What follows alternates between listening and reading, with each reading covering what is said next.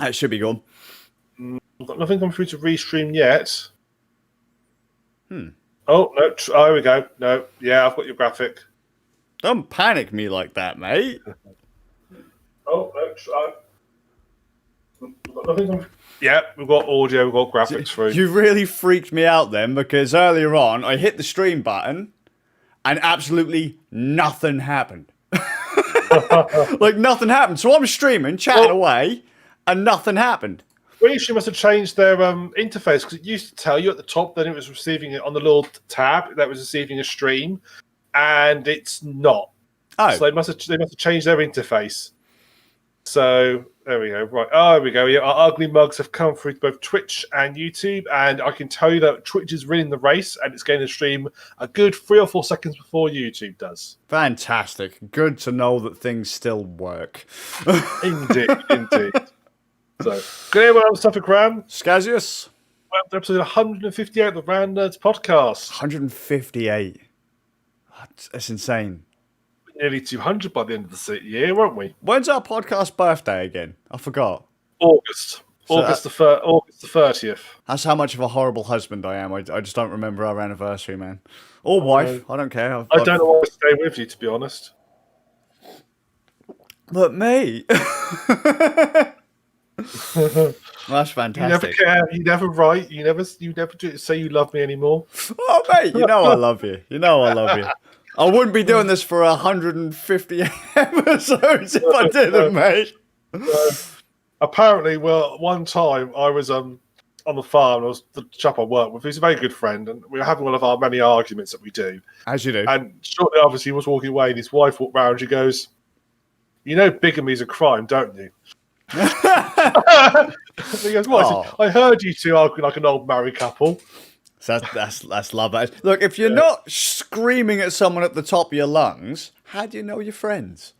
Exactly. That's what I said to. That's what we said to someone recently. It's like, look, just because we don't agree on everything doesn't mean we're not mates. Like, if I can't scream at someone and call them a cunt and then fucking go and then we pull out the beers and have a laugh, we're not really mates. No. The test of friendship: good friends help you move house. Great friends help you move bodies. Yeah. It's true. It's true. Yeah.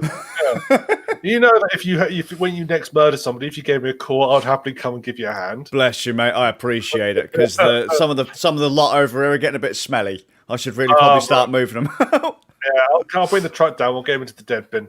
Thanks, mate.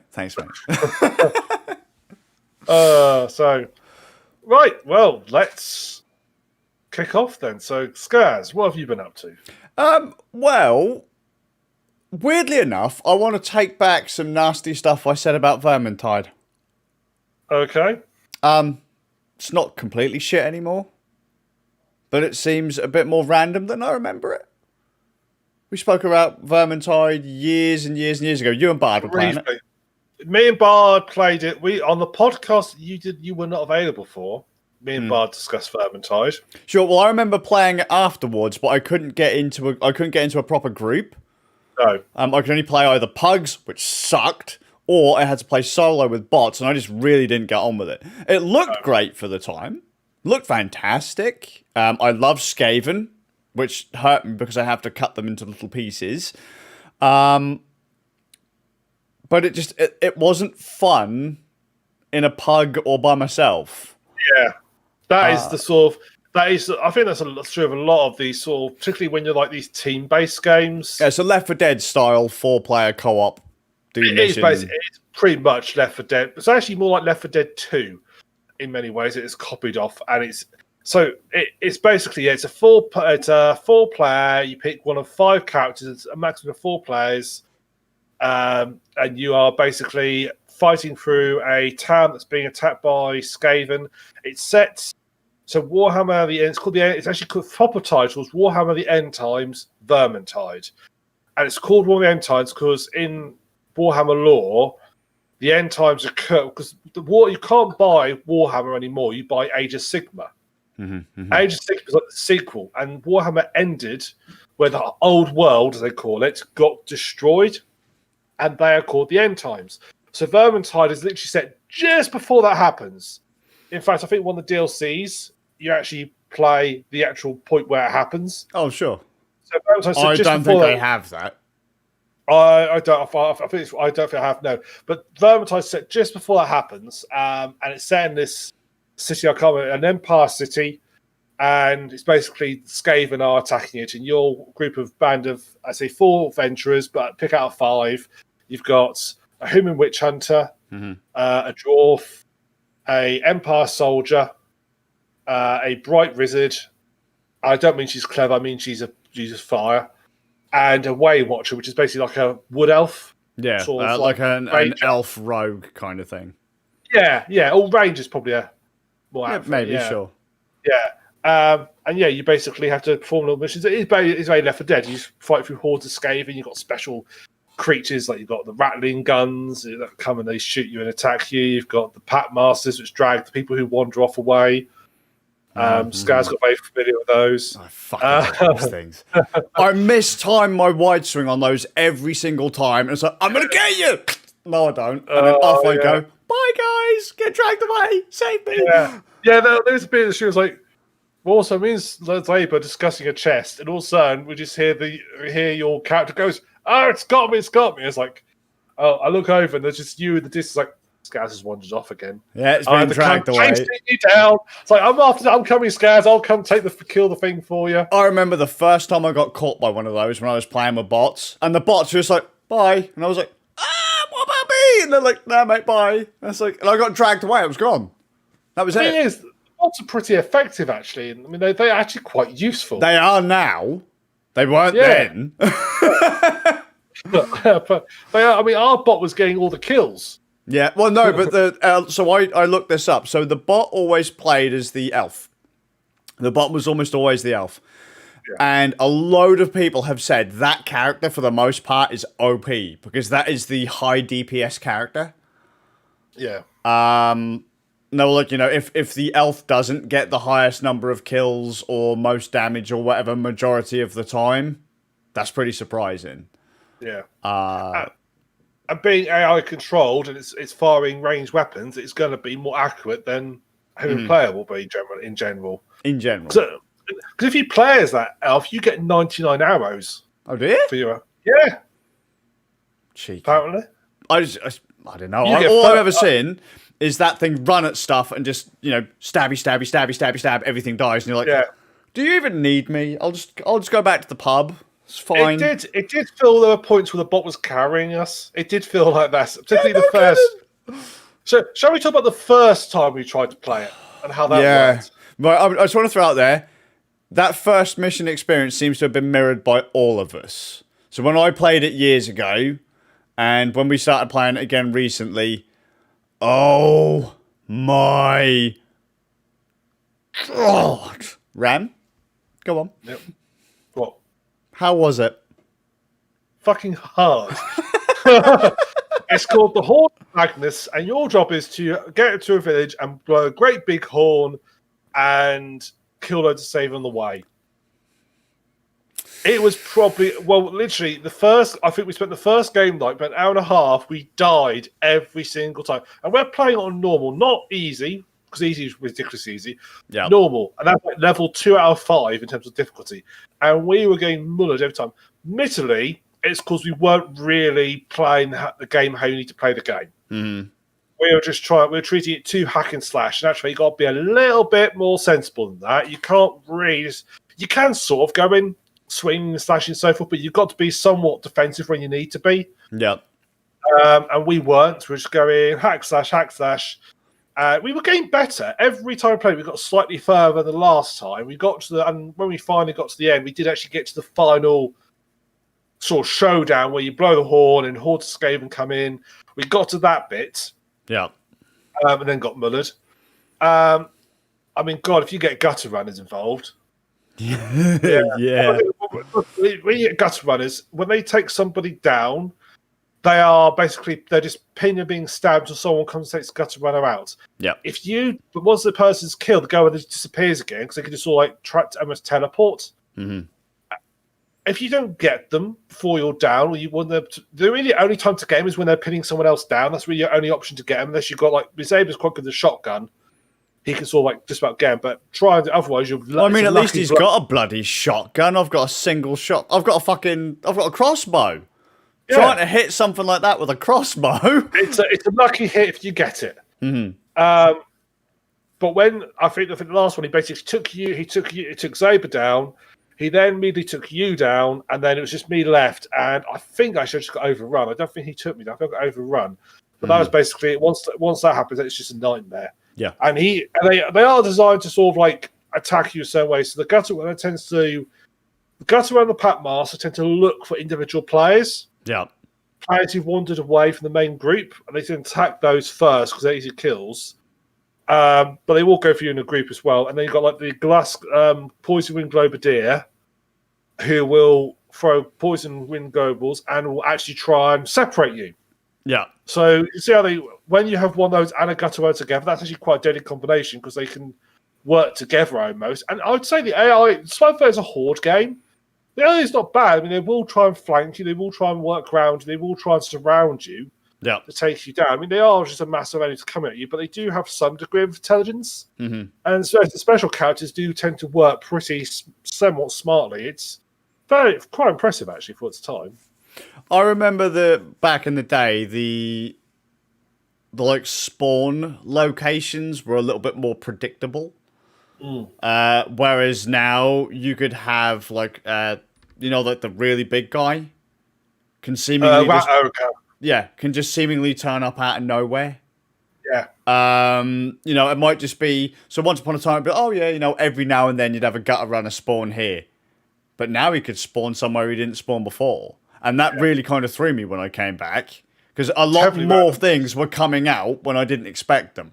A lot of times I was expecting like a rattling gunner to come around the corner and there was nothing. Or there might not even be enemies spawned there at all until we moved forward a bit further. And then we just get bum rushed. And it's like, when did this become a thing? The enemy, you're right, it's very random. Because I think every mission we played, there are certain areas where you're going to get loads of Skaven come at you. There are certain set points where you are going to get overrun by Skaven. Mm-hmm.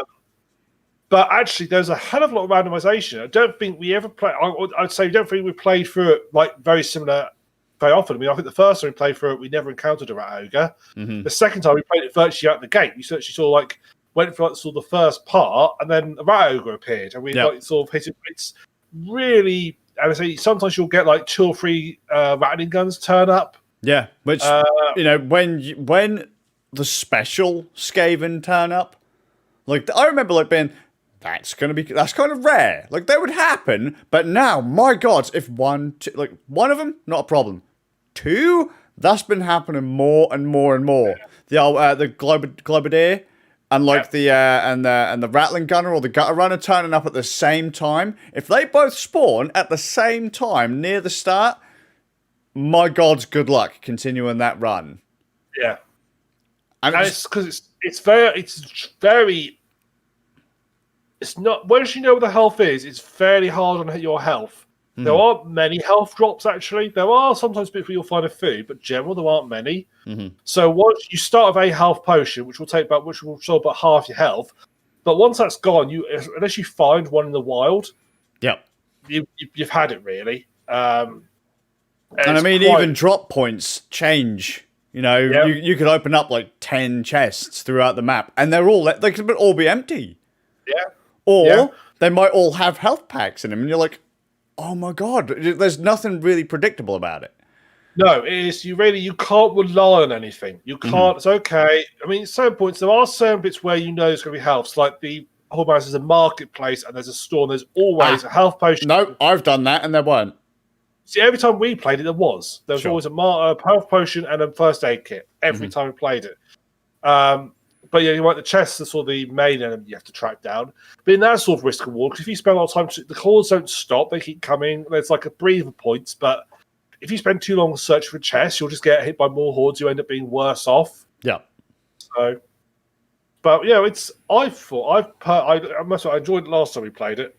Yeah, I mean, coming back to it with an actual group was way more fun than it was when I played it solo. Although I will admit I did have a few issues software-wise with it, but we think we figured that out.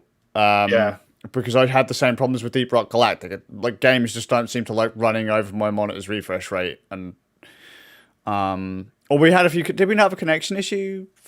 I got disconnected. Time? I did. Yeah, I got disconnected at one point. We got literally as far as we've ever got. We're about to walk into like where the horn is, and I got disconnected. This is like, oh, great. That was fun. Let's do that again. What was more interesting about that, I thought, was that it didn't like let someone else take over as host and then carry on, just carry on the mission and like replace me with a bot. It eventually kicks you all out. Yeah, it just booted us all. Which I thought was very weird, because what I wanted to know was that just a bug type thing, or was if say you're playing with a normal puppet group and someone just like, oh fuck this and then quits, do you all get booted out? Mm-hmm, mm-hmm. Like there's no redundancy in place. Yeah, you'd assume it would just spawn a bot in your place. Yeah, but it didn't. And then when the player rejoins, they take over. But which is what happened in the second game. I took over, and I took over from the elf, didn't I? And I rejoined because you're playing with the elf and the wizard, and I rejoined when I came back in.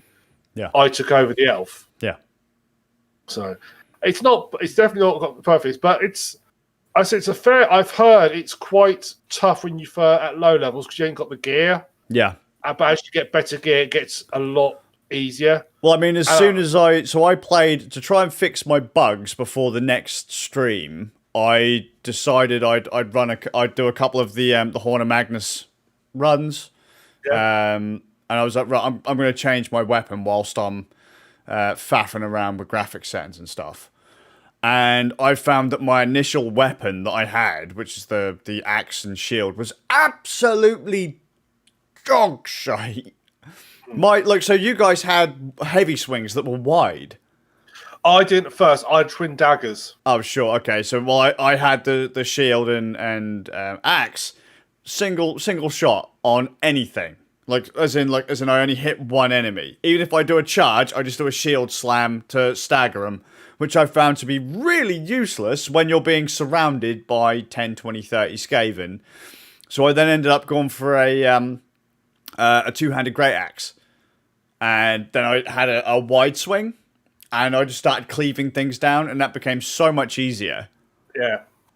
I had the same thing. I was using a pair of daggers, and I found I then switched out for a what's the name? Is it Swinehailer?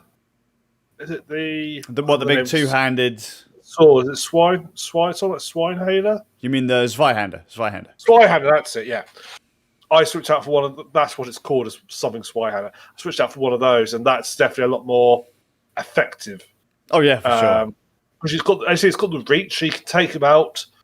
My sort of methodology was basically to almost them come near me, back off as I was swinging, and just all like doing circle strafing around them. Yeah. Just like because you have to charge. You've got a heavy swing, which is a wide swing if you've got the cleave, and that takes like a second or so to charge and get out. So you just kind of back off a little bit as they come at you, and then you just fucking cleave down just hordes of the damn thing. Yeah, I mean Zebra with his hammer thing. Mm-hmm, God, that was just saying everything flying, which is fantastic. Although I did find when I switched to a hammer, so if I cleaved things with my axe, they were dead generally. If I hit things with my hammer as a wide swing, they might like the middle one, the one that I hit hardcore, goes down, but anything on the sides has a chance to get back up because obviously I'm not doing as much I'm not doing any penetration damage or anything.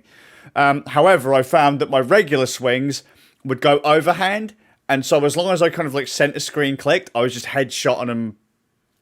You see, you have one of ours. See, my sword doesn't do an overhand attack, which means when I come up against the Storm Vermin, which is the armored Skaven, and the only thing that really works on them is headshots. Yeah. So for me, they are very hard to fight because my sword doesn't do a headshot. So if you've got the pistol and hope I've got good aim, or my crossbow and hope I've got good aim, which is hard when you're being mullered by lots, or basically just keep hitting them, eventually wear them down. Yeah. Whereas you guys, with the hammer, because it comes out, it's overhead, you can almost take them out in a couple of blows. Yeah. So that's one of the advantages of my characters that I can't do it, but I still think, I mean, Storm Vermin, I think, are quite cool. They come in big groups sometimes. They'll march through a level. And they can just turn up out of bloody nowhere. Yeah. They do. You hear the little marching song they do. They do the sort of hee, ha, hee, ha. They sort of march around the level. No one knows what that actually says. People theorize what they're actually saying. One person said they're saying click clack, but I don't think they are. Yeah. But they sort of like march themselves right through. But you can avoid them if you just keep back. They'll just march on by you, and you don't have to fight them. Well, because the game actually does say in the tip section that if an enemy doesn't hear you and it doesn't see you, you can just sneak right by them. Yeah. Apparently on the hardest level, they come in groups of 20. Jesus. And they do more damage. They do. Well, no. Yeah. Maybe once we've learnt about all the trait systems and how to upgrade our gear, because my gods, I've got no idea what I'm doing half the time. Maybe. But for now, no. Not 20. We're not going to go for the 20. No. No, that is. I think the most. I think we tend to get 4 to 6. I think. Yeah, I've seen 6s.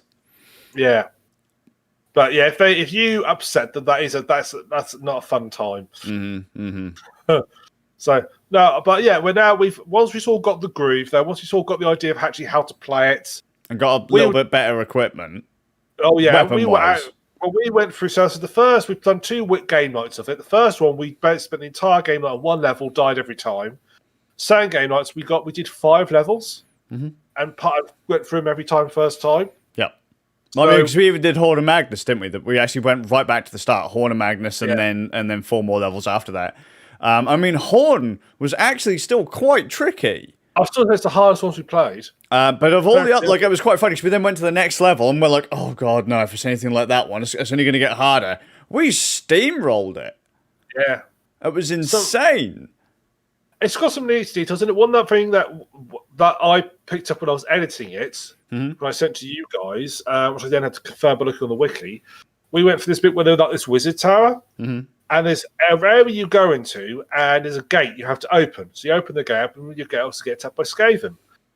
What I didn't know, and it was only until I was editing it, so I was editing it, I thought, why is Zaber's area all light and ours is all dark? I looked, and Zaber's area was like this sort of village type area. Yeah, but it's the same layout. But what would be like a pillar is a house in his version. It's got open skies. So I looked at mine and yours because I thought ours was the same. They're not. Mine was like this more ornately castle type place. Yours is like a sort of like obviously dwarven stronghold. That's a little twist that give every character is seeing a different version of this room. It's never commented on by the characters that we encounter. I never saw many of them. Which is that's what I meant, because when you brought it up in Discord, I was like, well, I'm surprised one of the characters didn't say, well, this reminds me of home kind of thing, and then everyone else is like, what the fuck are you on about? So I don't know, let's say Zaber's character's like, oh, this reminds me of blah blah blah, and all of a sudden my guy would be like, what do you mean? Like, you ain't a dwarf, you didn't live here, and that I was expecting a little tell like that at some point. That's what I kind of asked you about. Like, did none of the characters mention that? Not that I heard. I didn't go through in depth to see what they all said, but possibly. But that's a neat little detail. So I think you'd only notice if you played through as another character fairly quickly afterwards, or if you were talking to each other. So I spotted it because of the edit. The edit. Yeah, I would never have known otherwise. I think both Zaber and I were quite impressed by that too. The fact that they actually thought about those little details, and it's really the only thing you get away with in a wizard's tower. Yeah, that's a neat little trick. Yeah, and I like the fact that they've really made the characters characterful. They will have conversations with each other. They'll throw back. They have nicknames for each other. They do, yeah, they do. You've got the dwarf guy's all quite jolly fellow, quite a nice sort of jolly fellow who's all friends and will compliment everybody. You've got Victor Saltpire, who's the witch hunter, and he's got a very received pronunciation accent and everything, sort of like bless me, holy Sigma, and all this sort of stuff. And he makes comments when he goes to the wizard town. He doesn't like wizards. Oh, he hates magic, witch hunting. Yeah, he is. Yeah, he hates magic. Unsanctioned magic. They don't like sanctioned magic, but they won't do anything about it. But yeah, he hates, because the storyline is he was going to that town with the Bright Wizard, who is his prisoner, and he had hired the Empire soldier as a mercenary, as a guard, and are going to the town to take up a trial. and then when we get there, it all happens, and so he has to. I didn't know that. Yeah, and they all that's what they for the scare attacks, and then he has to go. Well, actually, I know. Yes, your games, but in this dark situation, I need your services. Mm-hmm. We're not going to get out of this alive. Yeah, and I think I don't know where the dwarf comes, but I know the elf just sort of turns up. Mm-hmm. She's like sort of come there and not explain why she's here, but the elf is my favorite character really because she's just such a snarky. She's got put down. It's like not bad for a human. Yeah, like every time I go and every time I take a health potion, it's like, oh, what was that? A painful scratch? I was like, fuck you. It's like, how fucking dare you? I think one of the lines I read was the dwarf because the dwarves and elves in Warhammer, like in most things, dwarves and elves hate each other. Mm-hmm. They really dislike each other. And there's a apparent line where the dwarf says, "Oh, it's all over. I'm gonna head east and go see these forests of yours." And she goes, "And you'd be most welcomed." And he goes, "Really? Is that truly so?" She goes, "Yeah. Blood and bone is great for Molsh." But it's all got little conversations. They're so careful. You get a sense of who they are, mm-hmm. and it's so neatly done. Interactions and so forth. Because the wizard's like despite the fact she's a magic user, she's like the most sensible. Like my guy Shog Ratto, that shot must have been blessed by Sigma. She goes, "It was a lucky shot, nothing more. Just he was lucky." Mm-hmm. She's not the most sensible of the lot. Brilliant. It's a very characterful game. They've really done a. I've really been enjoying it. World building's quite nice, and you know they really do play on the threat of the Skaven, and it's fun. It's goofy. It's tense, but even in the middle of like all the chaos, you're having a laugh at the same time. Yeah. It's very fiscal as well. I mean, when you battle, you're cutting legs off, you're cutting heads off. It's really, which is actually what makes, I think, if that wasn't all in there, it wasn't like that, every blow feels like it's connecting and doing something damaging. Yeah. I mean, you can take someone's arm off and they're still coming at you. Yeah. Because my dwarf initially with the shield, I have a sideways swing instead of the overhand. So it would go side and then over. And the side swing, I'd always end up hitting someone around the shoulder. And that would just take their arm off. And then I'd still have to plunge the axe into their face to put them down. Especially if it was like the storm vermin or whatever. I could be inaccurate there, but I'm pretty sure like I was always clubbing people in the side, taking the arm off, and then going for the head. Yeah, I mean, I cut one poor bugger's leg off, and he just fell over. Unsurprisingly, when you've had your leg cut off, it's like, I was about to run. He's running at you, and just take his leg off, and he just stumbles on the floor. It's like, mate. But the environments look nice. I mean, what's the word I'm looking for? They look like what they're supposed to. A lot of games go a little overboard. I mean, you can tell there's like the maps are forced in some areas. So, there's points where you're blocked off and there's big drops and stuff like that to stop you from going to wherever or going back. But when you actually get into that little kind of arena bit, the area actually looks like what it's supposed to be. Wet stone walls, moss everywhere. Village streets, they're a bit skanky in places and all that kind of stuff. But it's never overdone. And the levels are very cleverly designed because despite the fact they are linear per se, but they've got lots of little rabbit warrens where you can bounce off and hide around. Yet you always find yourself going the right way. Yeah. You never find yourself like, oh, we've got completely wrong here. Mm-hmm. You're always going the right way, but they very cleverly have placed stuff that seem quite subtly just to guide you in the right direction. Yeah, I think at no point like, we must go this way. Yeah, because you only tend to find you go the wrong way if you explore in the wrong way. Mm-hmm. So it's. Well, like Horn of Magnus has a bunch of, like, you have a main street and then you have a lot of side streets that end up tying back in at various points onto that main street again or at the very end of it. Can't really get lost. No, at least not. I mean, the only one that's sort of like semi-confusing is a Wizard's Tower, but again, very fitting for Wizard's Tower. It should be slightly confusing. Yeah. So they've done that. It's, you get a feeling that developers have enjoyed by this and had a certain degree of appreciation for the lore, appreciation for how it should be. They've really got into it. Apparently, you'll go into places and a lot of the artwork will be actually old Warhammer artwork from the old books and stuff, which we haven't really encountered yet. But I'm looking forward to seeing that because all John Blanche's artwork. So it's I'm honestly lovely. We're going to definitely work our way through all the whole campaign. Is our plan. I mean, when we mentioned Vermintide, I was like, I'm not sure. I wasn't sure about it. To be honest, your I was like, idea, well. yeah, for sure. But like, even then, I was like, because it's something we all had, and it was on sale. Yeah. But I was like, I'm not really sure if I'm gonna like this. Like up in my head, I'm like, I didn't like it back in the day.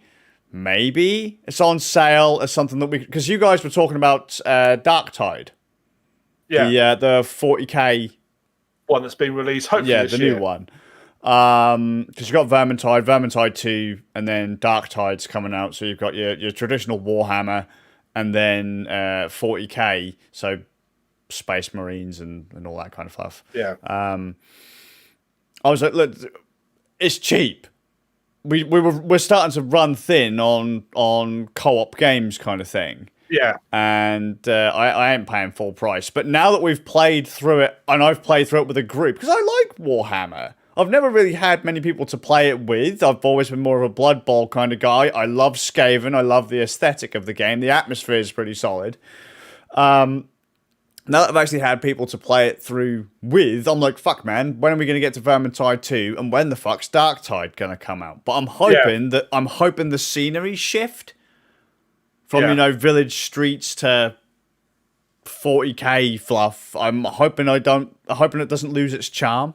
No, that's the thing. It'll be Darktide's sort of stage. I'm excited for it, but I'm going to keep an eye on it and see what they do. Yeah, but I've got a lot of faith in them because they seem to like the law and be into it. I've got a lot of faith they'll do something interesting with it. Sure. Because Darktide, it looks like not a lot of information release. It looks like you're playing probably an Inquisitor's retinue type setup. So.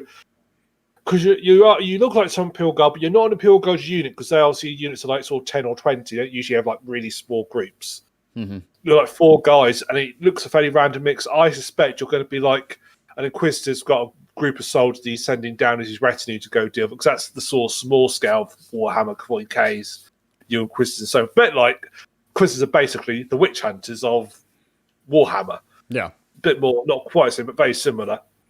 They have a little retinue of people who they'll gather around them and send down. So I suppose what's going to be... I know one of the characters is Olgrin, which is like the big, burly abhuman who technically... One has got lots of... We hate the mutants. Olgrins are technically mutants, but they're really useful. Right. So they're okay. They're not humans, they're abhumans. They're fine. They're okay. Because they can carry heavy guns.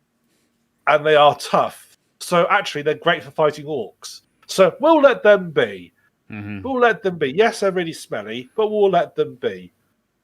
And that's sort of like the hypocrisy of the Imperium. It's like, yeah, they do it a lot though. So it's like they don't allow AI. AI is banned in the Imperium. Mm-hmm. It's completely against the law. But they have these things called machine spirits, and these machine spirits, well, you have to appease them by like sort of doing incantations. Like when you have your gun, you have to like rub incantations to it to make it happy that you're looking after it. And some vehicles have machine spirits to the stage of a Land Rover tank, if the crew is capacitated, can drive itself. Oh no! I know, but it's not an AI; it's a machine spirit.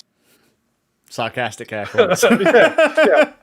And that's how they get around it. So I need to debug my machine spirit. I mean, I need to pray to my machine spirit. You have to make them happy. We see the big Titans. They're big, like massive. I mean, they take walkers. They're city size. They're Titans. They're huge. They're big Titans. The person who joins up with them actually gets his mind linked with their personality, and they become sort of one together. Mm-hmm. But the Titans have got such an obeying personality, you've got to have a really strong willpower to not like just be immediately overruled, because you have to sort of like control them.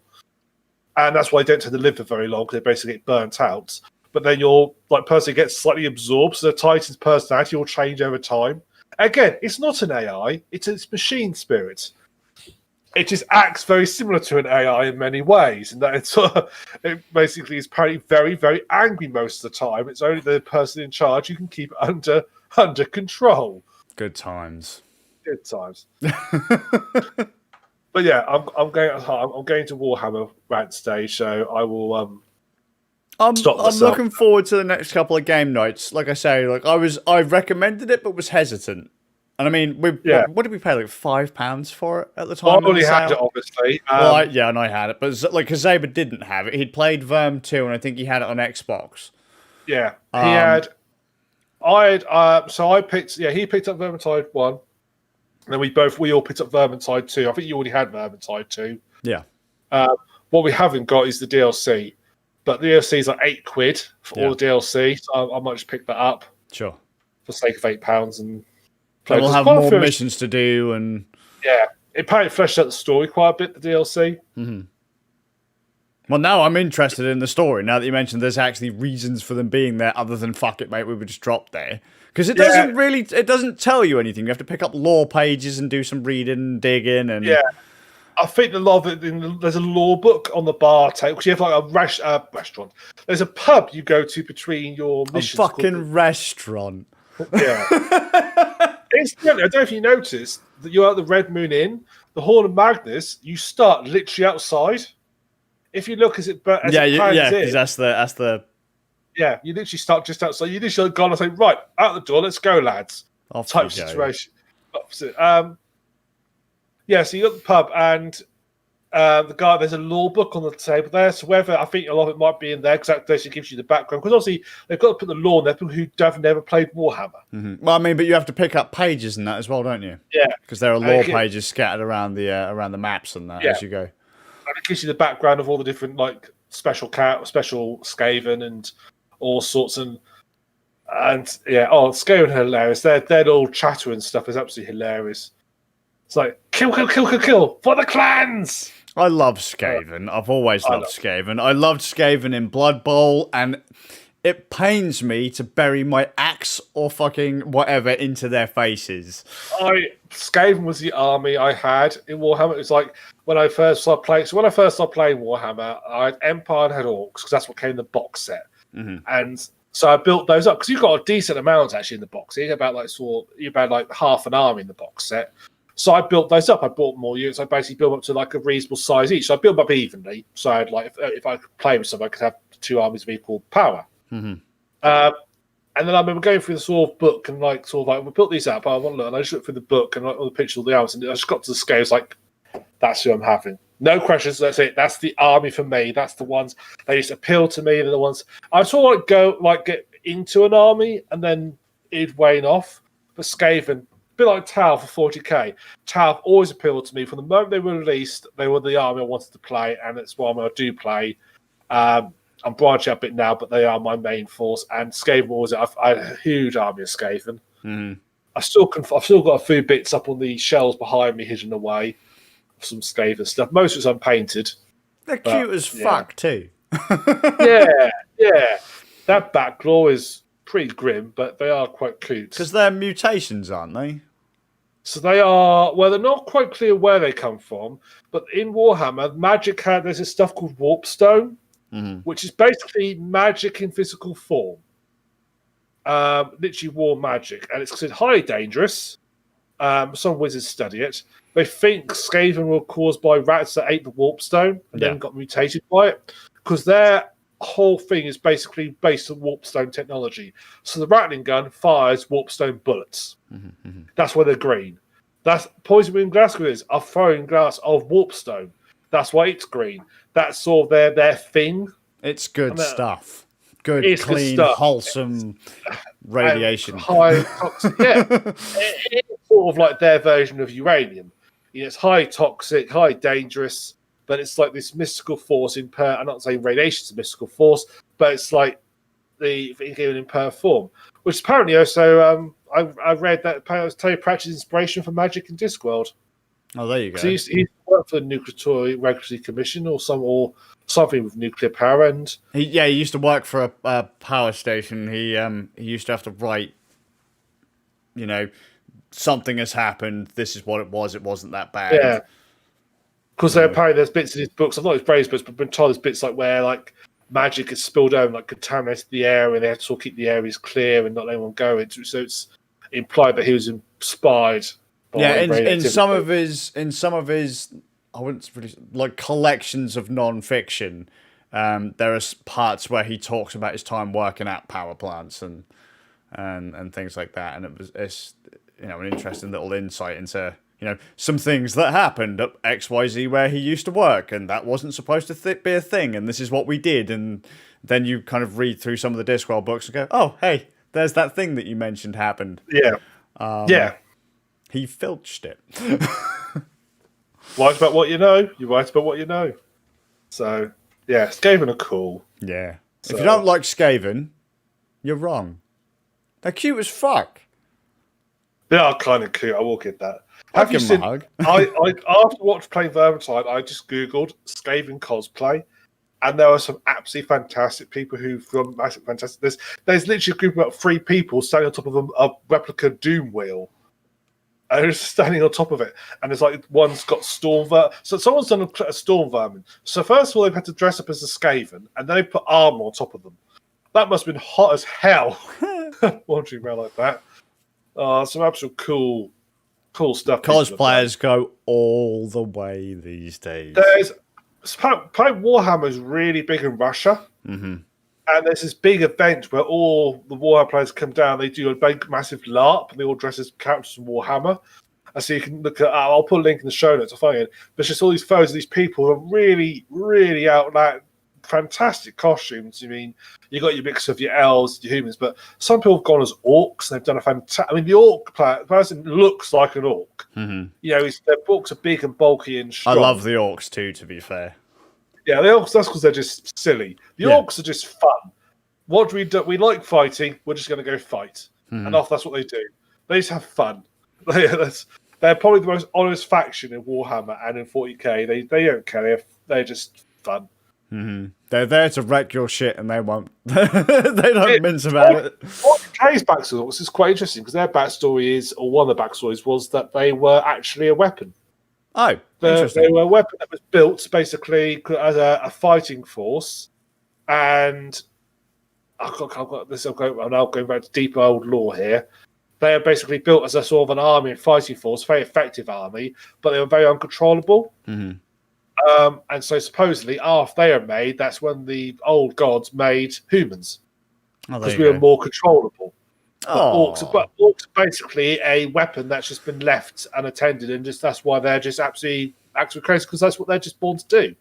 Because orcs in Warhammer 40k, well, I don't know if that's still current law, but they were fungus.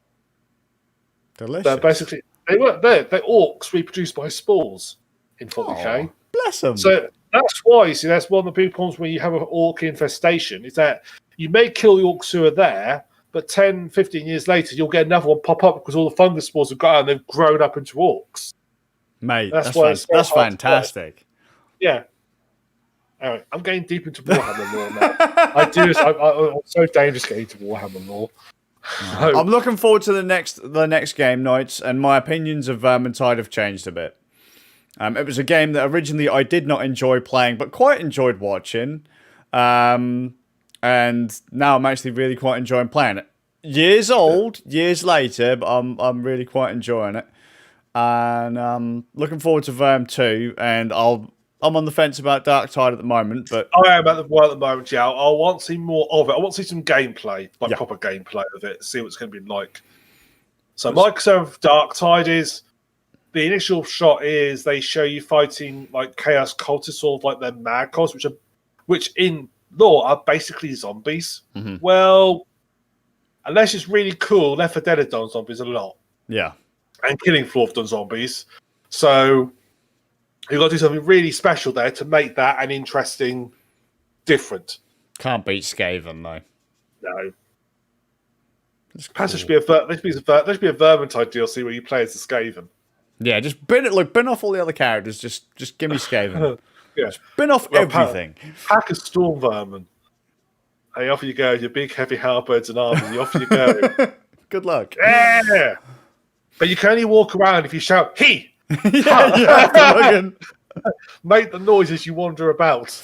You actually have to set up your microphone and scream into it. Then you can play. So let's do it. Yeah. Prove your Skaven love. Yeah. Only true Skaven may enter. That's fantastic. I love Skaven. But that'd be capacity. I mean, it's cool because you have situations where, like, if you unlocked off points, you could upgrade yourself temporarily to a Rattling gunner.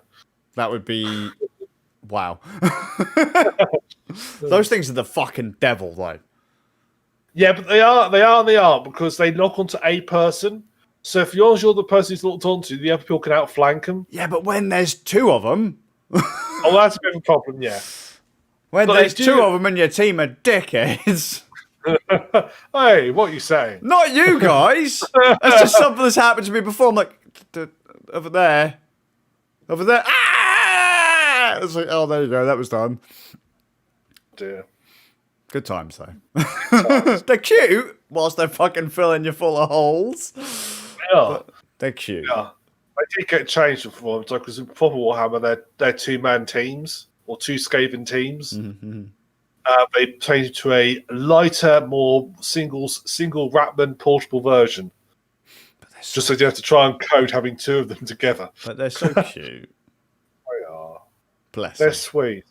Seriously, got to stop thinking that Skaven are cute. They are really cute. And again, if you don't like them, you're wrong. That's just being racist. You can't trust Skaven. Of course you can. Their whole shtick is backstabbing people. I'm fine with that. Yeah, but I know where they're coming from then. It's everyone else I can't trust. You feel linked to them. Skaven and Orcs. Skaven are going to try and stab me in the back. I know they're going to do it, so it's not a problem. Orcs are going to try and wreck my shit, and that's all they've got on their mind. We're friends. Everyone else, though, probably going to try and do me for heresy. I just don't know when yet. So, fuck them. I'm going to go hang out with my mates, the Skaven and the Orcs. You could become a single white flagellatant and you could beat yourself every day. No. Good times, though. Good times. Right, moving on. So on to our... I know we've got no game to talk about, but on to sort of techie stuff. So I haven't been playing much else this week. Sure. That's because I have been spending all week getting slightly dug deep into the depths of Unreal Engine. Mm-hmm. So I can't remember if I mentioned a few months ago. I was basically I was learning switched from Unreal Unity to Unity Unreal. because I QQ'd about the Unreal store. Yeah. So I got fed up with Unity because Unity, I kept having issues where I'd come against something and there was no pre-existing library to deal with it. There'd be something that seems fairly basic. There's nothing built in to deal with it, or it was a pro version you had to pay extra to get. Yeah. And it wasn't worth paying extra for. I just kept paying this. I kept these roadblocks like, I can't do this because it doesn't make sense. And I kept finding, Unreal's got that built in. Mm-hmm. Unreal's got a whole library dedicated to do what I want to do. Mm-hmm. So right, I'm going to take the plunge. I'm going to learn Unreal, but it's a big step because Unreal uses C++, which I don't know. Mm-hmm. I work in C#, and they are very different languages. Despite they've both got C in the name, they are very different. Mm-hmm. C# is more like a refined Java, but they've made Please Java don't good. I was going to say, don't say Java to me. That's a swear word in this house. Java is awful. JavaScript is even worse. Mm-hmm. But managed to also like Java's like, well, we see what Java's trying to do. Let's fix it and make it better. That's basically what C# is. It's basically a fixed version of Java. And C# what you're saying is really it's nice not shit. C#'s a really nice language. I'm a big proponent of C#. I actually think it's one of the best. If you want to teach somebody programming, I pick C# be up there. C# possibly classic Visual Basic would be sort of one of the ones I pick to teach somebody because it's a fairly modern language. It's fairly logical. Mm-hmm. It hasn't had stuff added into it over time. It's just made it a little bit unwieldy. I mean, Java devs were just like, I don't know what they were drinking when they came up with Java, but C# is a bit more built. Probably licking the moss off the bottom of their keyboards, to be fair. Probably. C# so it's not as efficient as C++. It wasn't intended to be. C# was more aimed towards web development and application development is what it's sort of aiming towards. There's plenty of games coded in C#, but realistically, most companies use C++, which is a lot older language, a lot more efficient because you can get right down dealing with actual memory locations if you want to. Mm-hmm. Which you can do in C#, but it's by default it's hidden away unless you actually dig down. It's all hidden away. Mm-hmm. So also, if you can do C++, you can do shit if you really want to. But C++, you still have to. Mm-hmm. And this concept of things called pointers, which I still don't quite understand, but I have enough to get. There's also things I don't understand, but I accept that they work. That's why I have pointers. I sort of get the concept, but I couldn't explain to anybody what I don't. I think I get what they mean. I know, I know what they actually do.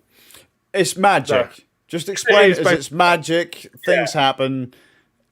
You don't need to know how it works. It's just like doing style sheets and PHP and crap like that. You have no idea what the fuck you did to make it work, but somehow it works.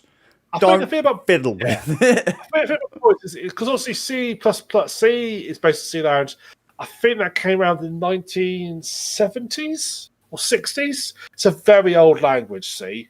And C++, I think C++ is 70s.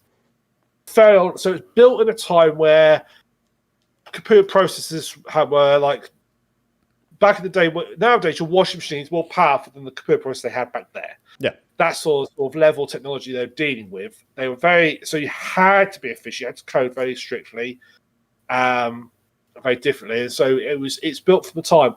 And to maintain cross compatibility, it hasn't changed. They've added stuff to it, but to make you could load an old C++ program into new C++ and it would work because they don't want to break the backwards compatibility with it. But pretty much all low-level software, what we'll call intense software, so all your processes are written in C++ or C. Nearly all games are written in C++. Most applications that are really require all the power, so I'd imagine pretty much any video editor is probably written in C++. I'd imagine most of them will be. Anything that requires that power, more power is written in it. So I had to learn C++. And I've got a handle on it now. I went into I tried learning once many years ago, and I didn't. The stuff like the sources I had weren't very good. I remember you complaining about it. Yeah, because they tell you how to do something, they never tell you the why. And that's one of my key points. I don't care how. Like, you can tell me a million times over how something does it. Why? Why does it work like that? What is the purpose? What is the root function of it? Like, what is it that makes it do what it does? You can tell me how to build a house, but why does it work? And why do you do it this way? Why have we got to where we are now, kind of thing? I'd like to know that, so that if I have to do anything else that's similar, I can kind of, extrapolate that extra information and put something together. So I picked up this course, which I'll link in the show notes. It's a very good course. If it's on, you can get it on Udemy. And if you Udemy, people think it's expensive. No, just Google Udemy code. You'll find something knock like 89% off the price. You can pick up like 30 quid. It's there regular as clockwork too. Yeah. So I picked up in Udemy. It's an official approved Unreal course. Unreal, I've actually teamed up with people and said this is the course they want you to teach people. It's pretty long. It says 35 hours in the box. It's actually all longer than that because you'll be going. Well, if you work along with it, it'll easily take twice as long as that. I would do it in the spare time. It's about 6 months to get through it. Sure. But it is really good. It starts right bare basics. Literally, the first thing it teaches you is C++ without you touching Unreal at all. It doesn't touch engine at all. And then it moves on to coding in Unreal. And then you gradually start from just a very simple text-based game to a text-based game in Unreal to a interactive game to a shooter at the very end and dealing with AI and stuff. I'm glad, because if you remember back when we learned code, or when we went, because we'd learned some code before we went to university, we got handed stuff that basically was like making a sandwich but without the bread. Yeah. Remember when we did the whole Blue Jay thing? It was like, we're going to teach you how to do this, but we're not going to tell you the start of it or the end of it, but we'll tell you how to do the filling of it. And then if you then moved to another program, you had no idea what the fuck you were doing because you didn't have those first two bits. I'm glad that it went all the way back to the root in the course that you're doing so that you actually had some grounding outside of the engine. I love that I think they realise that the people who probably do this have no coding experience at all. I definitely say because I've got quite a bit of coding experience. I've got no official qualifications in coding. Mm-hmm. I'm mostly self-taught, but I have quite a bit of experience behind it. So I think that certainly helped. But they do assume you don't know anything, and they do work right at the back, literally basic steps of why they things like they soon go to the original of explain how computer memory works, that sort of stuff, just so you understand. They do what I say. They explain why you do something. Yeah. And so I mean, as it gets on, it does get quite tougher later on. I mean, one of the guys literally rabbits through really quickly, and I sort of kept up with him. But I was quite a tougher part of the course. I mean, it's not official. It's not like a proper university approved course. You can print a certificate off if you really want to, but I'm not worried about that. I just want to learn it. Yeah. So I finally finished it on Monday. Monday evening, I finished the course. Mm-hmm. So Tuesday, I've loaded up Unreal for the first time, and I started coding my own game again. Mm-hmm. And Unreal Engine, it just feels, once you sort of like dabble with it a little bit, it feels so much smarter than Unity. Like it's connected in a much cleaner fashion. Everything that you want to do just seems to flow out of you into the... It feels like a professional bit of software. Sure. It's like going from Windows Movie Maker to Final Cut Pro or Premiere Pro or what's one that you use? It feels like everything, basically. Vegas, Caden Live. It feels like a professional bit of software. It feels like it's aiming for professional people. Yeah. Which it is. It is. It's the same software that if EA make a game in a will, they'll be using the same software as this. It could look super complicated, but by the same token, it's so well refined that it just, you can figure it out. It flows. It's obvious to a degree. And they've done a lot of work to try and make it easy for non-coders. Mm-hmm. So it has this whole thing built into it. It's got visual coding, a bit like Scratch. Got basically their version of this called Blue. This one gets confusing. They have a thing called blueprints. Blueprints are both. So in Unity, you have these things called. You have like objects, and you have like components in the objects, and you'll basically make a prefab, what they call prefab. A prefab's basically could have multiple components attached to it. So you might have like a basic, a very basic, might have a character model. Then you have a camera attached to the prefab, which has web camera. So you have bits of code attached to it, which will be governed like sort of walking and running and so forth. They have all these builds built in, and that's what they call prefabs. Unreal calls them blueprints. Mm-hmm. To add a bit of confusion, though, they also have this visual programming language, which is blueprints, which can do pretty much everything that you can do in code, but it's a visual. So you basically have nodes, and you'll have like a node that's like, this is my start node, and when it gets to here, okay, now it's going to access this variable, do stuff. Personally, for little stuff, it's actually handy. Stuff like HUD stuff, like as in user interface stuff, actually it's quite straightforward and works quite well. Because you can link it to C++ code and pull stuff from it. That works quite well. Anything more complicated than that, I actually think it's more confusing than actually writing code. Sure. Because it's all like this flow chart. When you look at it visually, the idea of visual programming looks great until you start having like multiple inputs going in, because then it gets a mess. It just looks like it's a really complicated flow chart. Yeah. So it's quite, but everything's got an editor. So rather than using the same interface for an editor, you have the blueprint editor. Animation's got a special animation editor. Everything's got its own little editor that's dedicated is optimized to just doing this one job. Everything's just smarter. The animation system is so much smarter. It's got these things called blend spaces, which basically, if you have an animation that involves walking, animation that involves turning, rather than to try and work out how to make them look neat together, Unreal will work all out for you. Mm-hmm. You could basically set them as like an XY graph, and it'll work all out for you. And it'll blend them together, and they'll look fine. Not sleek your features. I mean, it looks better as well. Just visually, it looks better. Even like just putting basic boxes together.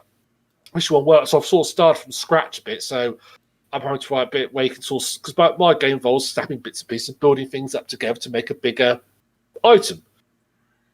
And just a plain box looks better. Sure. I know it sounds a weird thing to say, but it's just the lighting is better, so it just looks The nicer. way that things render in, probably looks cleaner, more advanced. Yeah, Like it's an yeah. actual super high end, used everywhere engine. It's had more Yeah. refinement. Oh, it's had a lot more vibe. The lighting looks better. It just feels so much smarter. So I am so glad I made the switch. I know a lot of people do complain about Unreal. I think because the learning curve is quite steep. That's made the coding side of it. But I mean, even simple, it's got both of them have a built-in character controller, default character controller, which is used to control the character. Unity's one is shit. It's absolutely shit. You end up coding your own thing. Does Unity's get any better? Is there any more advanced stuff for the things that you say are shit? Are there kind of more refined variants in the pro version? No, not for I've considered. I've looked at people who've got pro version. Basically, pro version adds features rather than gives you higher quality features. Okay. So pro version will add more lighting features. It won't upgrade the ones you've already got. It just adds more of them. And there's some silly things in the pro version. So they have this thing called cookie cutters. So you know when you have in a game where you have a torch and you're shine a wall, but it's not just a plain black light. It's almost got a texture to it because there's some imperfections in real life. When you shine an old-fashioned torch, anyway, before LED was about, you'd have sort of imperfections in the lens, and you'd see shadows cast on the wall for the imperfections. That, if you want that used to make your torch look better, it's a pro version. At least it used to be. I think they now then release it to the non-pro version because eventually the pro stuff does filter down to the non-pro version. As they add more stuff in, they sort of filter the more. What was pro version 4 is now not pro version 5, but we've got this new stuff added to version 5. Sure. So just it's filtered down now. But when I first started using Unity, that was a pro version. And I was like, why? Whereas Unreal doesn't do it. It's everything's unlocked. There's nothing. You don't. So basically, Unity's great thing is that you can make a game in the free version, and you can release a game. That's it. You don't have to pay anything to anybody. It's yours. Yeah. Unreal, basically, if you release it, until you turn over, and it's something insane, I think it's something like $1 million or $2 million, you have to pay them a penny. Sure. Then you have to stop paying. So it's got a threshold they pay, and I think you have to release it for the Epic Store. I think. Right. Initially, you have to agree to this. Other than that, though, that to me still seems like a better deal because you're getting everything. It's all locked. It's all there ready for you. Yeah. So I wouldn't recommend Unreal to a starter game developer. I don't think. I certainly feel that because I had a solid background in coding, it made it a lot easier for me to pick it up. Yeah. And I don't feel I'd recommend Unreal to someone who's never used their software before. I'm not saying a beginner couldn't get their head around it, but I think it'd be a lot more steep learning curve. So I would say, actually, if you want to just get your feet wet, Unity's probably not a bad one to start with. Yeah. But then eventually, but use it more like your practice games and so forth, and then take the plunge and move over to Unreal. I mean, obviously, there'll be out there people will say I'm being insane that Unity's a far better engine, but everybody's different, But in my opinion, Unreal just a little bit more professional. Yeah, sure. Yeah, great fun. I've progressed more. I think in one day I progressed more than I did in a week in Unity. Well, I mean, because I was trying to find workarounds for everything. In fairness, I would say it's the same thing for people who want to do video editing. Yeah. You could edit video in, for example, Movie Maker, iMovie, or on Linux, I like using a program called Kdenlive. Fantastic program, considering it's free. It's got pretty solid features, but a lot of the things function like you're running an editor from about 10 years ago. If you know the tricks to do things like you did 10 years ago, great. A lot more steps involved, not quite as obvious as you'd think they are. You buy a new program, there's probably a one-button click to, click one button and it does what you wanted to do in Kdenlive. It's built to do more modern, shiny things without so much faff.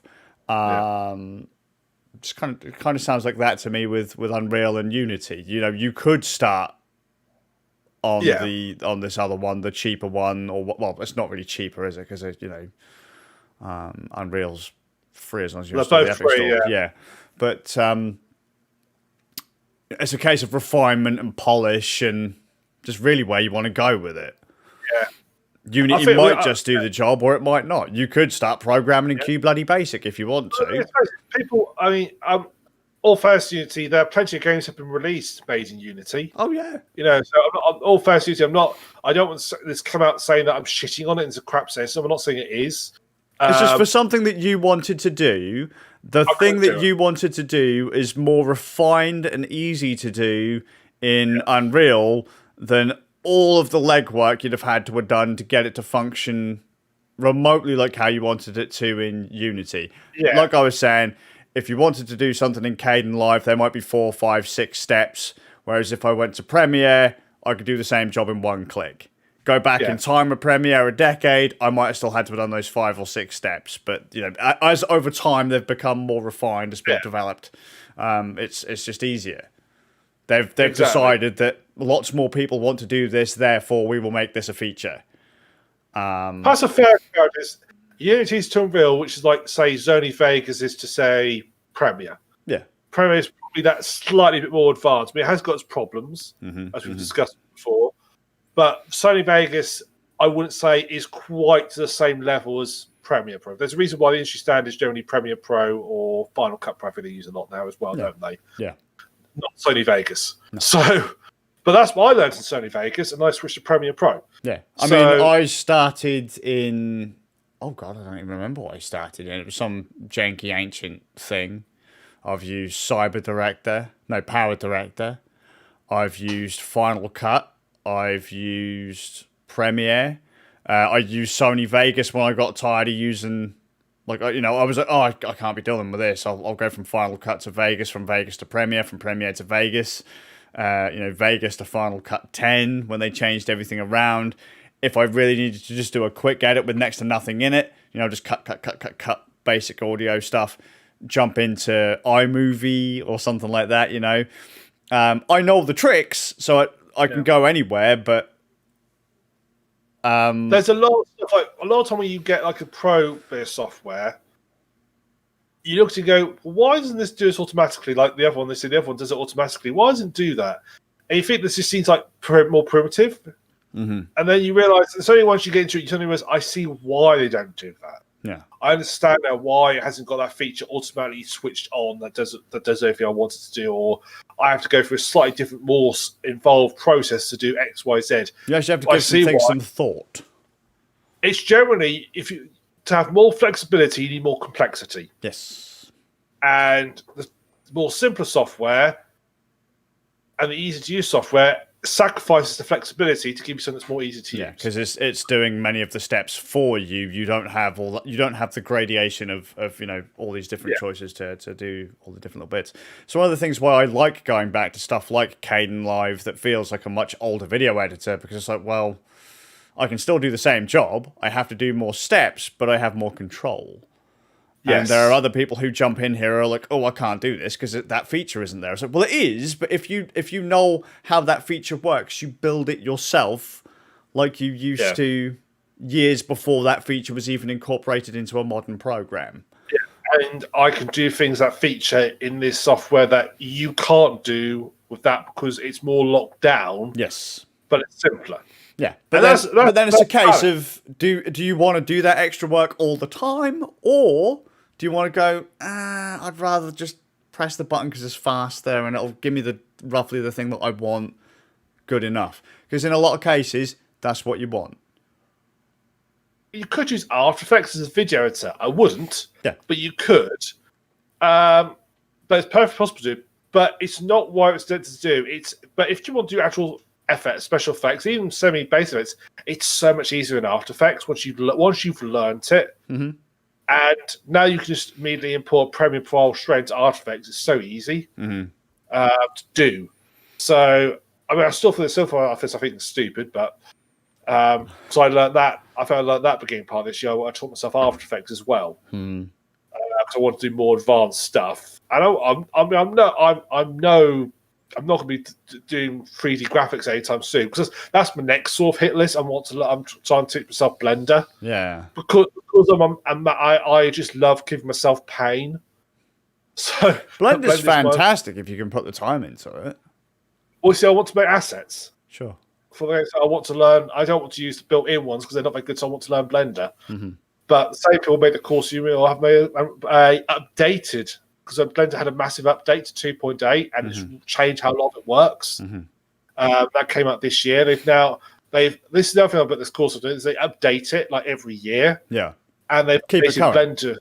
Yeah, and Blender's now they've updated the Blender course as well to the newest versions. I'm not going to be learning the newest version of Blender, which is kind of neat. I mean, Blender's fantastic as a video editor as well, by the way. Just in case anyone thinks like, oh, what can I use as a free video editor? Blender. There's an option. Yeah. I mean, it's not what it's designed for, but it's possible to do it in there. Yeah. So, but Blender. I've dabbled with Blender, but it's a case of I don't understand how it works, so I'm really struggling with it. Yeah. But I have made stuff from Blender before, but that was more through trial and error. But I'm now going to actually try and learn it. Yeah. Figure out the why you have to do things to get to somewhere rather than just, And I'll go, oh, I didn't know I could do that. That is so much easier compared to how I did it last time. It's kind of like sandwich spread in a jar or making your own. You have the option to fiddle with it and make it something how you like it. Or you can just quickly pull it out and there you go, job done. Exactly. More control. It's funny actually because I was reason I was bringing Blender up is because pre-podcast we were discussing drawing tablets. Yes. And I would, if I start getting to Blender, I was considering getting a tablet at some point when I get to Blender because apparently it's a lot easier to use these programs with a tablet, which I think brings us on to. Oh yeah, so recently, I bought my wife an iPad last year. She went to university all those years ago, got herself an art degree, and for one reason or another, she's left kind of mainstream work, and she's now decided to actually pursue or go back to what she was doing all those years ago. She's now self-employed. She's an artist. She's a designer. She does all kinds of magic flash. She's this one of these weird creative people where I swear if you just put a drill to their head, like rainbows would pour out. Because you don't know how those people work. They're weird. Her artwork is phenomenal.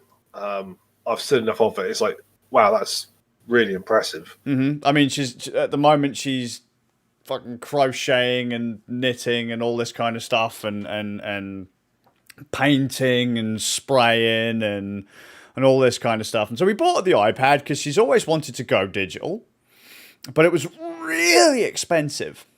I mean, don't get me wrong, an iPad ain't exactly cheap, but I remember back before we started the podcast, when my wife and I hadn't long been together, maybe a year or two, I wanted to get a Wacom Cintiq, or however you pronounce it, 24-inch tablet or whatever.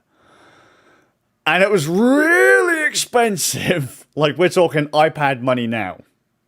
But they weren't hugely advanced. I mean, for the time, yes.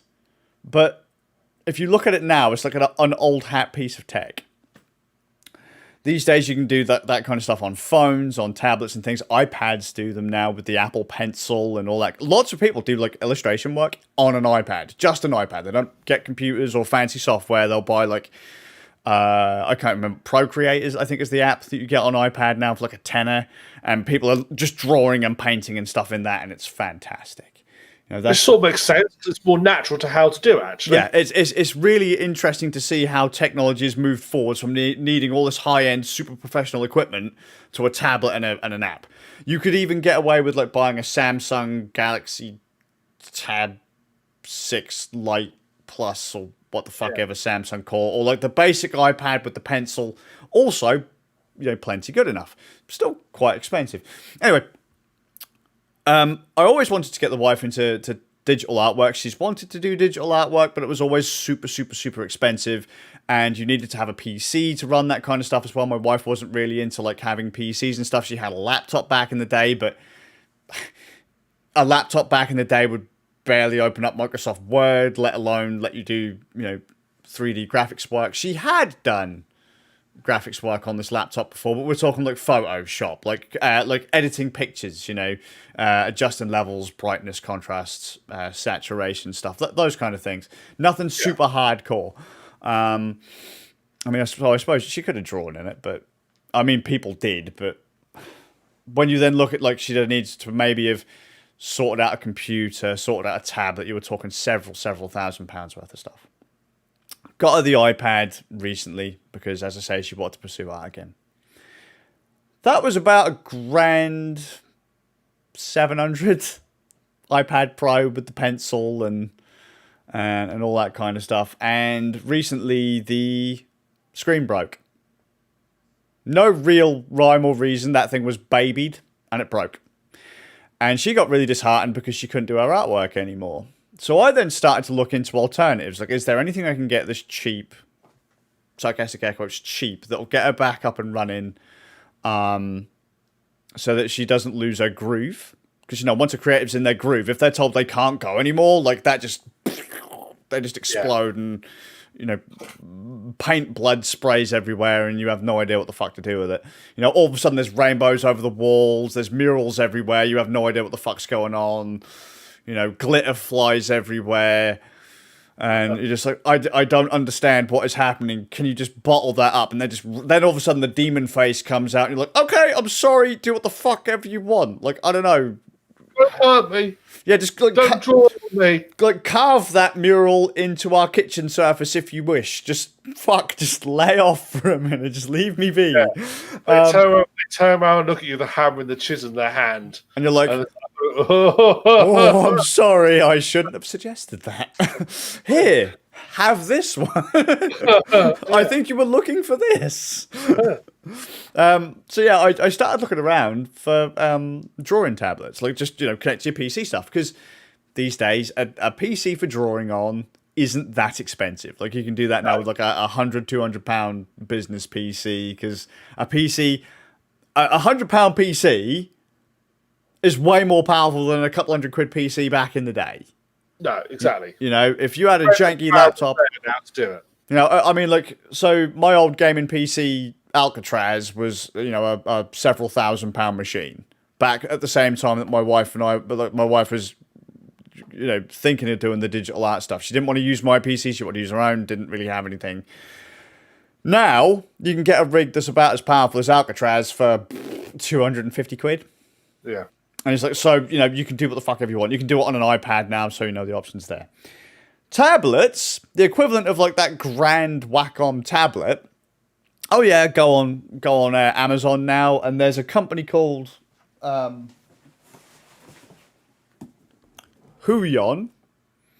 and they have tablets that are more advanced than anything you could have got from Wacom all those years ago for £200-300. If you want march of technology, it's fun. It's absolutely. Look, there you go. What's this? This is Canvas 12, and literally you plug it into an HDMI port, one USB port into the computer, one USB plug for power. Where is it? 120% sRGB color gamut, 8,192 degrees of pressure. Or different sensitivity levels. I'm pretty sure that Wacom tablets way back in the day didn't have any. They were nowhere near that. And the fact is that if you were to get something as advanced as that Wacom was back then, you're probably only talking like £30, £40 for not like a display tablet like that would have been, but like one of those, like the pen tablets, just a Billy Bob basic slate with a little pen that you can scribble on, and that controls your cursor and registers pressure and all that. You can get those things for less than £100 now, and it's absolute insanity. Anyway, since I got one of those for the wife so that she could do her artsy fartsy creative stuff, and then it was a case of, well, what do we do for software? I've spent like a week exploring how to get this shit going. I was like, do we go Photoshop? But Photoshop's expensive. As we said, you have to pay for a subscription now. You can't just buy it outright. It's at least £20 a month. Do you really want to pay for that? Like, just if you just want to dick around and doodle, if you're not really thinking of selling any of this stuff yet, you're burning time and money. Yeah. And then if you decide you're going to go back onto an iPad, well, what the fuck do you need Photoshop for? Then you're just pissing away good money. So then we started looking into modern free alternatives. And there was a piece of software on Linux called Critter. It's a digital art suite. It's fantastic. We built the wife a gaming PC out of an old business PC, which is just like a 4th gen i5, I think. An old graphics card. It's worth a grand total of about £250. Right? Critter is free. Runs on Windows, Mac, and Linux. She's running it on Windows. I think a tablet like that Canvas 12 is about 200 to 250-ish pounds. Right? Hooks it up and she's a fucking way. And it was fantastic just to watch someone pick up and start drawing and I was just like, oh, the fucking power of the creative mind, you insane bastards. You handed the tools. And then you could breathe a sigh of relief and go, I can relax now. They're distracted. Yeah, that's it. I've thrown chocolates in that direction. I'm running off this way. I've now got time to leg it and hopefully salvage the kitchen work surfaces from what the hell ever they were doing and repaint the walls and vacuum up all the glitter and... You'll never vacuum all the glitter. No. That's in the house for life now. In fairness, glitter is banned in my house. You come anywhere near me with glitter, I'll murder you. Hard fact. Yeah. If anyone asks me what it was that finally drove him to murder, glitter. It's always glitter. If you ever meet a serial killer, glitter. I was at work the other week and I was walking around and my sister does crafting. She got into that this year. One of her COVID hobby. She got into, pre-COVID actually. She got into crafting. She actually made you a folding out boxy thing for your wedding. Still have it. Very nice. There you go. So she got into crafting. She's constantly watching all these shopping, create and craft shopping channels. They're always selling. I mean, that's insane. The stuff that they have on there now. Mm-hmm. They have like these embroidery machines that are fully automatic. They literally, you could buy for like a couple of quid embroidery machine, put something in it, load your program up on a USB, and it just embroiders it straight away into the pattern for you. You have to touch it. Mm-hmm. Mm-hmm. And all sorts of technology is insane. Again, years ago, if you wanted something like that, £1,000. Yeah, I mean, automatic knitting machines, all that kind of stuff. I mean, they've got the expensive. There is one on there which is like 800 quid for this. I think it's called a Brother Create and Craft. I think it's called, or Scan and Cut. So it scans stuff and cuts it as well, like cut and emboss and all sorts. It's crazy stuff. But I was walking through work the other day. I thought those glue sticks look a bit odd. Oh, they're glue sticks are going to glue gun, but they're glittery ones. They're coloured glitter in them for like crafters. So I literally went to the office, put on the desk, took a photograph of it, and sent her to say, "Look what I've just found." She went back and said, "Yes, I'll have 2 packs, please." No. One of the wife's friends, but it's in a glue stick form, which means the glitter is in the suspension, which means it can't go anywhere. It'll find a way. It always does. Well, unfortunately for her, she's been expelled the caravan. That's like she's got to wear her fucking hazmat suit, airlocked, and then she can go in. Yeah. I mean, she made me something for Christmas, which is quite deaf. I'll start with grab it. Watch out, the glitter bomb's about to go off. Won't worry about a nail bomb, that's all right. You might survive that, but a glitter bomb? The audio viewers will miss out on this. That's beautiful. And that, I'm very impressed, because I don't know if you can see the quotes. From Thief 2, she got the quote from. Oh, bless. And she went for steampunk. She knows I like steampunk. So she went for all that. But I bought this stuff. It's great. But it's just amazing how technology is so advanced. Mm-hmm, mm-hmm. So, and look how much it's gone down in price. If Yeah. I wanted to buy my wife that Wacom tablet years ago, you were talking £1,000 plus. Then maybe £1,000 for a decent PC. Like, because you got to think, even back in the day, just a few terabytes of storage was a couple £100. Yeah. Now you can buy pen drives with a terabyte of storage for piss all. Yeah. It's absolutely insane. The sheer amount of compute power we have for such a low price is absolutely ridiculous. People have got no excuse these days not to get into programming, video editing, digital artwork stuff, because it's bloody everywhere. Yeah. Back in the day, it used to cost you a lot of money. Now it's just really, really cheap, super accessible. And so I'm buying Visual Studio. Mm-hmm.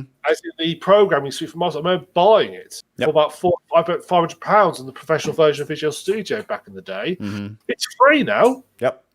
Visual Studio Community, completely free. Mm-hmm. It's just there. It's it's like when you look at, we used to have to buy Photoshop. I know it's subscription based now, but you can get Critter. You used to have to buy.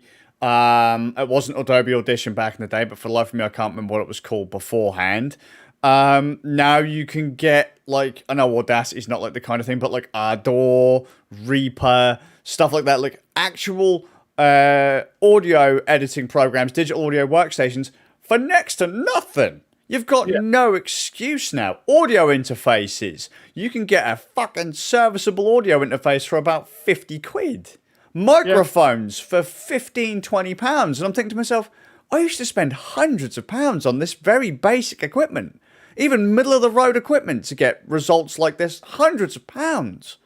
And yet now you could get an entire rig for, let's say we went for the cheap business PC style route, or if we went for a cheap, low, middle of the road, say AMD Ryzen 3400G rig, Vega 11 onboard graphics and all that. You're talking a couple £100, right?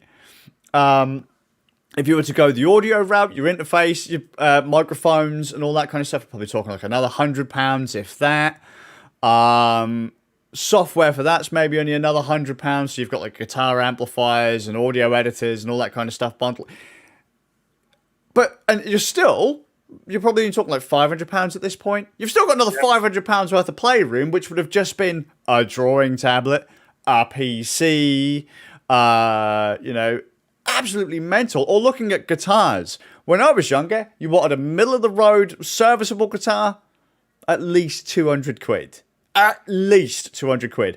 Now, go online, you can get a serviceable guitar now for about £50. Yeah. And you're like, what? Technology is insane.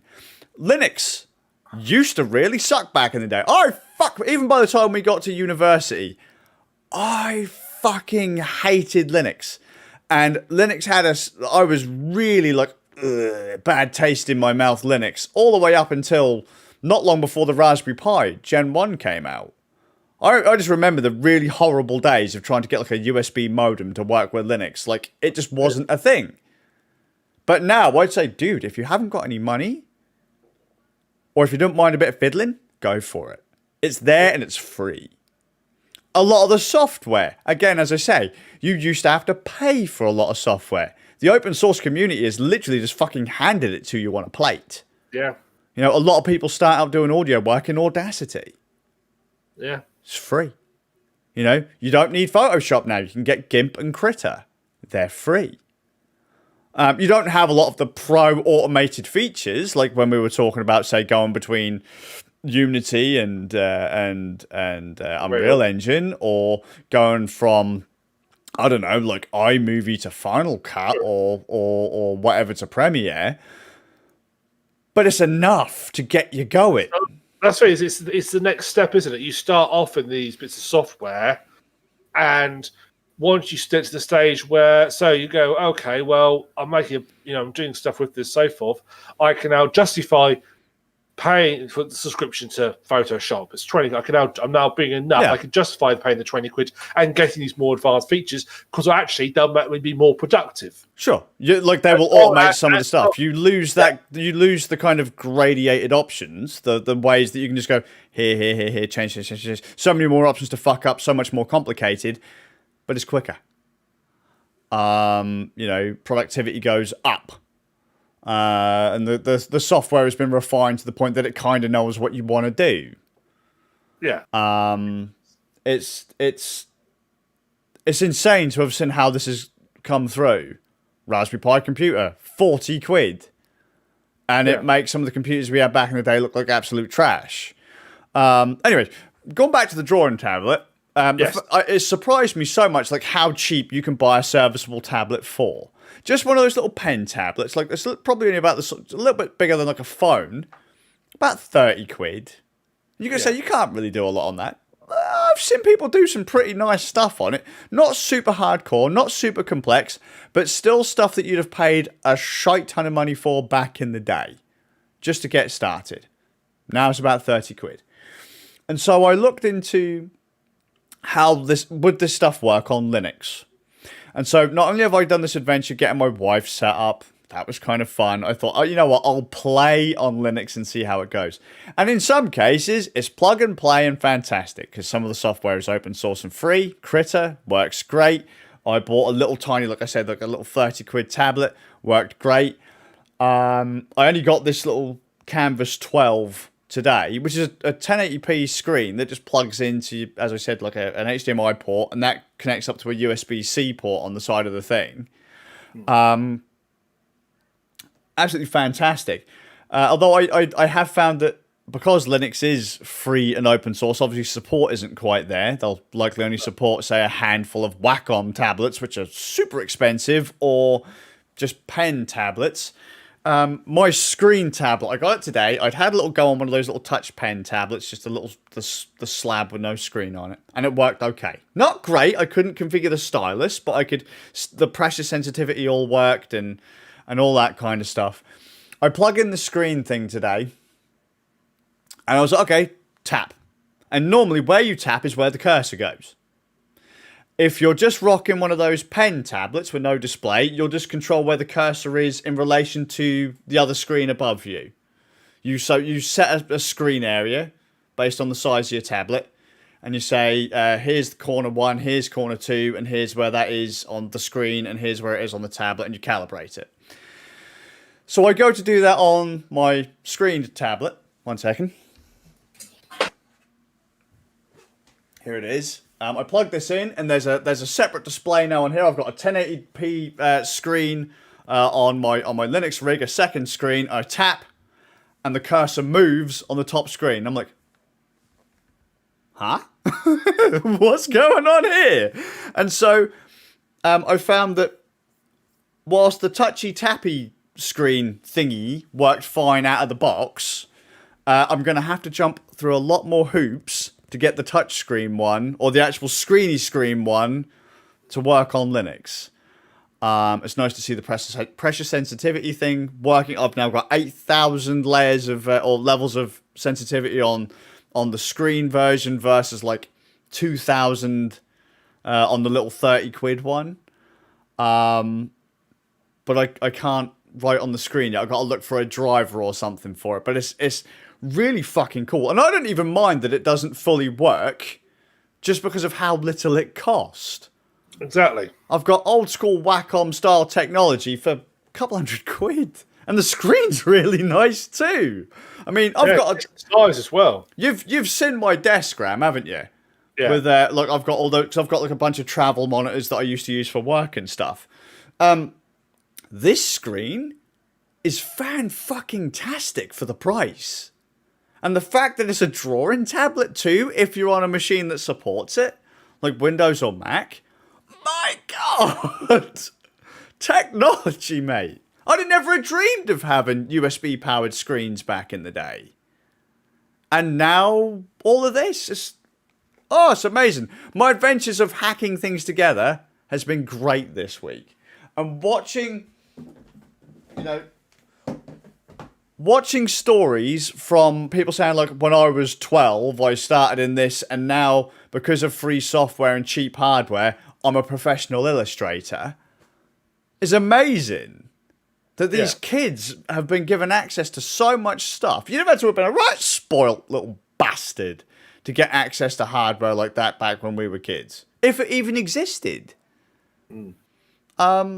Just amazing. Our entry gets lower every year for everything. Yeah. It's nuts. I mean, so I know I didn't really tell much of a story there, but that's really been kind of more of my... This last week, I have been yet again amazed by how far we've come in such a short time. You know, that in my lifetime, something that wasn't realistically possible for someone to get into because it was so expensive, you've got no excuse now. No.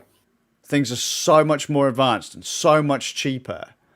It's all just now a case of dedication, practice. It's a very small investment, and then practice. And the world is yours. You can code now. You can edit now. You can do audio work now. Graphics work now. Design work now. I mean, photography is still kind of expensive, but you can still buy like old gear. An old camera is still plenty good enough. 100 quid DSLR, few lenses, you learn the ropes, you get in there. You couldn't do that when we were kids. But having said that, though, if you've got, I know it's not as good as a DSLR, but if you've got a mobile phone, these days... Oh, mate, don't get me started. Right? You can take some pretty decent photos on a mobile phone these days. Where was it? No, someone had a go. You know my vlogging camera? That Panasonic G9X or GX9 or whatever it was, I can't remember. Not the big old GH5 I've got. But I remember reading a review like last year before when I got it.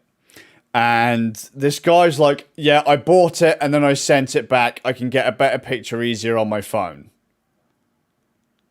And whilst they don't have as much control on the phone, whilst they don't have like shallow depth of field control, the image isn't going to be as high resolution or whatever, you can get fantastic results super easy and super fast. They're good enough on a phone.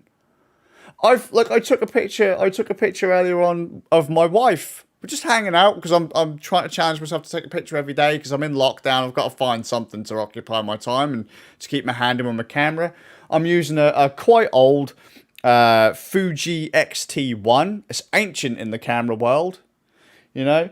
And I take this picture, I'm like, fuck, I could have really done with a speed light or some kind of light in here because my lens hasn't got a wide enough aperture. If I bump the ISO up any higher, it's going to look like shit. And I just pull out my phone, bam, much wider lens, hit the button, and I got the picture I wanted. Yeah. Technology these days is nuts. Not always better. Like, not always, you know, you're not going to learn, maybe you're not going to learn as much as if you were to do it on the camera or whatever, but no. It's nuts. Limitation breeds creativity, right? But these days, it's so easy to get the gear as well. You've got no excuse. As thing is, in the past, it was skill. I say skill and price. Now it's just skill. Yeah.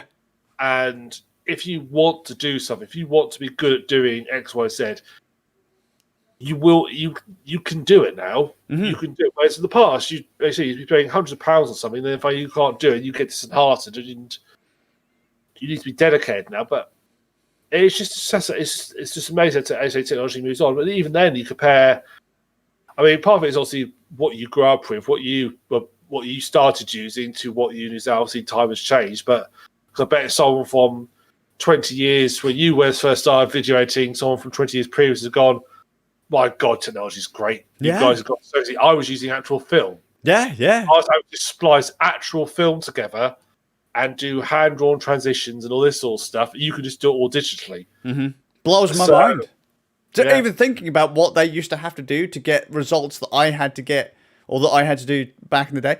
Insanity. And then to look at what people do now, I'm like, how the fuck did you do that? I was like, oh yeah, I click that and press that button. I'm like, it does all of that for you? What? That's the thing. That's one thing I would love to actually learn is old school video editing, like proper film video, just to watch how I used to do it. I've seen the machine we used to use, but the idea of actually sat down, having to edit it and cut it all up, and it's insane. It terrifies me because it's destructive.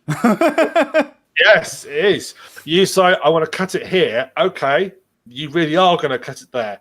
And once you've done, though, there's no rendering because you actually have the final version there. Yep, you have to tape it, line it up, tape it up, and there are so many different points where you could go the fuck wrong. Yeah, that is incredible. The exposure process, again, that was final. That was final. You fucked that up. I mean, recording reel to reel. I mean, I can remember talking to someone like recording like analog stuff back in the day. So if you were recording music, you'd record reel to reel, and that show was expensive. And you couldn't just rewind it, record again, rewind it, record again, rewind it, record again. Eventually, it would wear out. Yeah. So that tape was finite. Whereas now, you buy a pen drive or a hard drive, you could go all day. Yeah. And it's so cheap and so easy. Although back in the day, you used to film your video, your shots and all that sort of stuff. You wouldn't actually know if you got the shot in you wanted until you developed it. Yep. There's no instant review of it. There's no quickly look and see, oh, that's perfect. That's spot what I wanted. Yep. It's okay. We'll get it developed overnight and have a look tomorrow at the rushes and see if it's okay. And a lot of people are like, yeah, like checking your dailies and stuff. People are like, what? They had to do that? It's like, yeah. Yeah, like you actually had to know what the fuck you wanted and how to get it before you couldn't just go, well, I'm just going to take a test shot, click, or hit record. Yeah, I'll just adjust that setting there, I'll adjust that setting there. Oh, yep, that looks about right. No, you had to know what you wanted and how to get it. And then you'd shoot, and if there was a variable out there you didn't see in advance, you probably stuffed it. I just love old school special effects, actually. Like practicals, or... Yeah. You know, stuff like, I think it's... I can't remember which film it is. If it's the start, I think it might be the start of the Running Man, or some size where it looks like you're flying through this wireframe city. It's like all the world of wireframe, and it looks like computer graphics. So forth. It isn't. They just built a city out of bits of wood and then just put reflective tape over everything to make it look like a wireframe buildings and stuff. See, magic, mate. Absolute magic. Model making a craft. Yeah, imagine this though.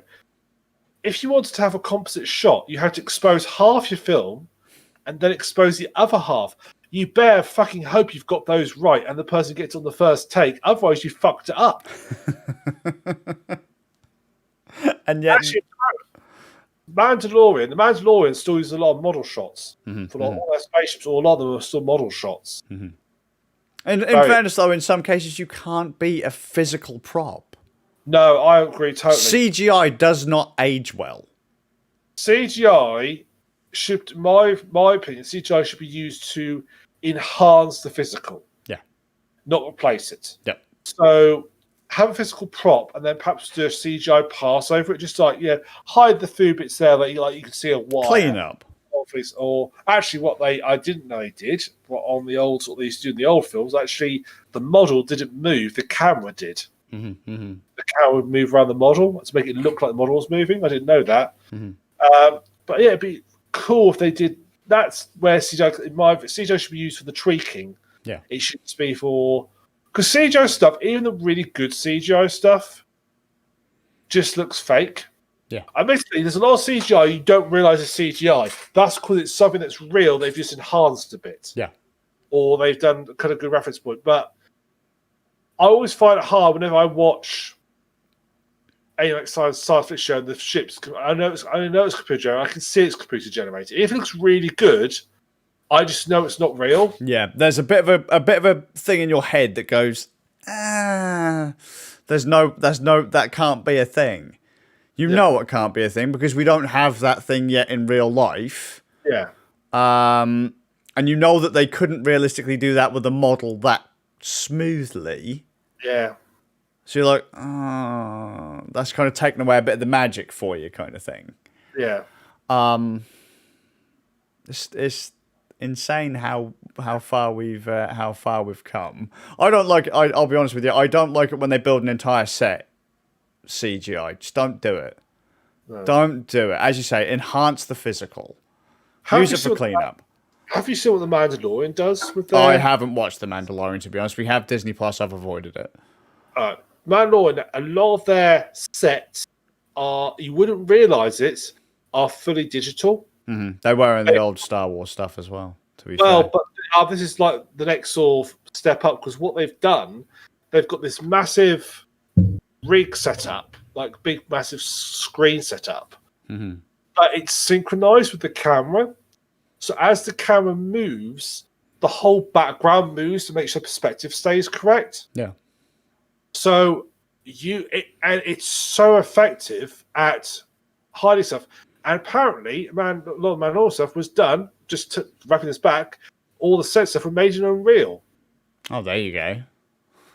It's worth, if you ever, Cold Digital did a video, they talked a lot about the man, and they just go through a lot of how these sets did it, and it's really impressive. It's worth watching that, because they show you the background, how they do it all, and it's amazing, the cheese. Because I watched it, and I thought they actually they filmed this on, so they filmed some locations, like Tunisia, like they did in the first one. No, it's all CGI. There's a few bits that are real, but most of it's CGI. Yeah. You would never know. That's the good CGI. You just wouldn't know. And even though it's like, because it's just so perfectly synced up. Like the technology these days as well. Like, I mean, because we were talking about camera stabilization before the podcast and that. I mean, once upon a time, you actually used to have to balance your stabilizer. Yeah. Now you just hook some shit up, press a button, and biggity bam, job done. Follow focuses and things like that. There's some stuff that's fantastic and automatic, and it's stuff that you'd take years of practice to get it done on a full-on manual rig. Yeah. You spend ages balancing it, then you go, oh shit, I need another lens on this now. Yeah, and then you'd have to fucking pull it apart and redo it. Yeah. Now it's not a thing. These are skills that people don't even need to learn anymore. They don't even think about it anymore. They used to be a full-blown craft. You used to have one guy whose job it was to do that thing. Same with camera pulls on like green screens and stuff. Yeah, but just to turn the focus dial. I mean, what a day to say. Well, no one's ever going to take my job. Bam, technology's done it. Yeah, and as you say, look, when they're syncing the 3D elements, the CGI elements with a physical camera. You can get your computer to do it now. Back in the day, the idea of a guy going, wait, what? I need to do what? And the background's doing what now? Like, they'd be looking at a screen over here and then going, well, that guy's there and I'm doing this. And it would be such a hash job. They'd make it work. But now it's almost, it's seamless. Yeah. The physical and the CG world have been linked, kind of thing. That 3D environment has been linked, and you can sync a physical camera to it. You could say, just like in a game engine, well, I want it to pan to the left, and you just let's say you just grab your analog stick on your control pad, bam, there you go, there's your camera pan. Yeah. What the fuck? Yeah. Well, that's the other thing they say about this CGI, this new way of filming set stuff. It's like they actually go, actually, I don't like that rock is, because it's just studying in a reel. They can actually pick up and just move it. Yeah. And it's done. And then instantly it's changed. And the other cool thing about it is they can see it. It's not green screen. They can see it. Yep. It's actually filming the actual screen, so the actors can see what they're reacting to. Mm-hmm. And eliminates all the green screen issues as well. Yeah, because I remember talking to some folks back in the day, and they were telling me about, because I haven't watched like Star Warsy, like the behind the scenes stuff. I should really be interested in that kind of stuff because I like green screeny stuff and that. But like I can remember people saying like, "Oh yeah, have you seen the behind the scenes stuff on this DVD?" They're talking about how the guy's sitting there and he's having to like sit there and rock backwards and forwards, and then the director would shout like, "Look over there!" And the guy's like, "Ah, what? React to that!" And he's like, "Oh," and it was so out there. But now, as you say, they can actually see it to react to it. Yeah. Rather than then look, because like I say, you then have to see your dailies, that would all be stuck together, and then they go, oh, fuck me, is that what that looked like? That's fantastic. Now they can see it. Yeah. They don't have to wait for it. It's there. Yeah. It's magic. Yeah. No, there's the game stage now where a VFX artist is not needed after production. They just need before it. Like tell them what you want, and they prepare it right there and then. Yeah. And then you see it and change it on the fly. Yeah. I want him a different shade. I'll change the material. There we go. Job done. Think about the render times back in the day. Yeah. Like real-time rendering? Yeah, right, mate. No Was it chance. I think Toy Story 1 was rendered at 1 frame every 5 minutes or something like that. There was huge render times. You remember the Final Fantasy, whatever that first Final Fantasy film was called? Spirits of the Dead? I don't know what it was. I can't remember. The one that flopped. The Spirit Within. Whatever it was. They said they had entire render farms just to deal with the chick's hair. Now we have NVIDIA Hairworks, for fuck's sake. Not necessarily a fantastic progression, but, like, you don't need a render farm to render your character's hair anymore. Well, when you're now able to make the equivalent of Spirits Within using fucking Blender, Yeah. and I mean, have I ever shown you? Have you ever watched the Starties? No. Starties is okay. I'm sorry about this. Starties is a Warhammer 40,000 fan-made film, but it's made by one guy. Yeah. Admittedly, he is a CGI artist as his job, but in his spare time, he made this fan film. It is incredible. The detail on it, and he's done all the modelling himself. It's all been done by him at home. Yeah. It is absolutely incredible. It's about 15 minutes long, but it's absolutely fantastic. And that's the trick. That's how much more accessible it is. Yes, the guy is mad skilled, but once upon a time you used to have access to, or need to have access to, several thousand, £100,000 worth of equipment. You have skills that you can do at home. Yeah. But now, I mean, even like not super cheap computers if you're going that high end, but I mean, there are 3D films out there being made by kids in schools. Just like, in high school, I'm just going home and I'm going to fire up Blender on my shitty little computer that my parents built me for 400 quid. Bam. And then, they make something that looks, or even for a few frames, looks as good as something from like the Final Fantasy film back in the day. And you're like, wow. Like, you're going places because you had access to the tools. And because technology has come so much further forwards, that one person can just bang out something that fantastic. Games back in the day, they started off only needing like one person. Then you needed like 100-man plus teams. Now there are people going, well, there's only 3 of us and we've got an idea, but the engines are so refined now that we could slap something together with pre-made assets and bam, there you go. There's the skeleton of our game. Incredible. Joys. I'm rabbiting shit at this point. Oh, you're all right. I can't help it. It just, like I said, I look at these tablets, I look at these screens. I remember years ago doing an iPhone challenge. Can I edit video and everything else on a phone? And the answer was, you can, but it's really fucking hard. Yeah. And now there are people like, what the fuck do I need a computer for? You can composite 3D fucking like motion objects, motion graphics on your phone. Like, what the fuck? Using 3D models that you couldn't even run on a computer 10 years prior. Like a middle of the road computer. Just absolutely mental. A lot of this stuff is really just like second thought throwaway stuff. It's nuts. I love it. And you can go really cheap, really expensive. I think every kid these days could realistically afford to have a computer. Some people would say I'm taking the piss there, but I mean, if you live in the UK, I think if you shop smart, you could really do it. Doesn't have to be a brand new computer. No, exactly. And it would be more powerful than something that me and you had like 10 years ago. Yeah. And they'd have access to shit tons of shit. Yeah. Shit tons of amazing bits and bobs. Your kid wants to...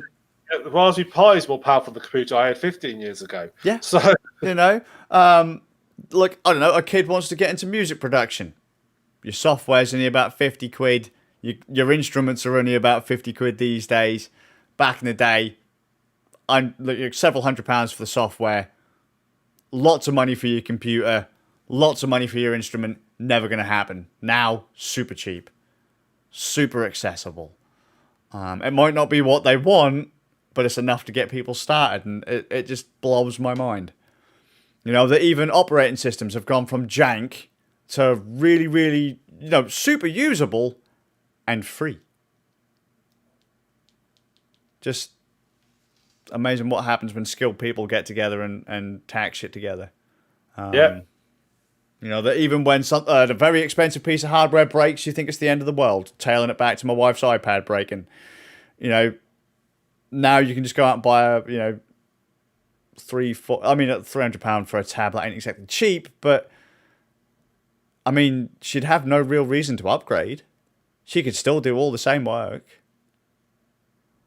It's nuts. It's just nuts. Technology. It's not like losing a piece of hardware now isn't the end of the world. Unless you're in the middle of a global pandemic and graphics cards cost a small fucking fortune. Yeah, that's insane. But don't get me started on that, because I need a graphics card. Yeah, I also upgraded my graphics card. I looked, it's like people were like, "What do I recommend?" And I was like, I went to look for fucking hell. Like, there's a website that's also said this graphics card like a year ago was like $400. It's now like £700. Mate, it's not even a case of upgrading my graphics card. I actually physically need a graphics card. I have a machine sat here right now that doesn't have a graphics card. I'm like, I'm on board. I'm sure it'll be fine. Nah, mate. No, I've tried. No, it's an Intel Core i5 2400. So that chip's how old? That's got to be a good 10 years old, right? Something like that, yeah. So the answer is no. But even looking at like a cheap low-end graphics card, if you can get hold of one, what used to be like £150 graphics card, people want an extra 100 quid on top. Yeah. For what is effectively, who'd have thought that toilet paper and graphics cards are going to be the big shortages of the age? Yeah, what bastards! I'm not like, why would I want to wipe my ass with my graphics card? It's really sore for a start. I just get like shocks. It does get everything out though. Yeah, well, it does. Like, it kind of clogs the fans up a bit, But if you wire them up and have them running, at least gives you some cooling breeze. yeah, you get a nice breeze. That chaps your ass, so you might get shocked a few times if you haven't got it all hooked up right. Yeah. But no, it's just I can't wait to be able to go out and buy a graphics card though. Not high. I don't even want a high end. I just want a low end graphics card to put in a low end machine, and I can't fucking get hold of one. Yeah, I feel upgrading my graphics card. I was like looking at reviews. I thought I should get because I thought I don't want to spend the earth. And they was like, oh yeah, pick up one of these. They're like like $400, about 300 quid. It's like, oh that's all for upgrading graphics. That's about all the price range I've been looking at. No, can't get. The cheapest I found was £650, something like that. Well, it's like I was looking on. So I check quite regularly to see if anywhere gets anything in stock, and I've been waiting for. It's the somewhat old NVIDIA GTX 1650, because that's like the most powerful low profile graphics card I can find. It's only worth about 150 quid ish. Yeah. I haven't seen one since November of last year.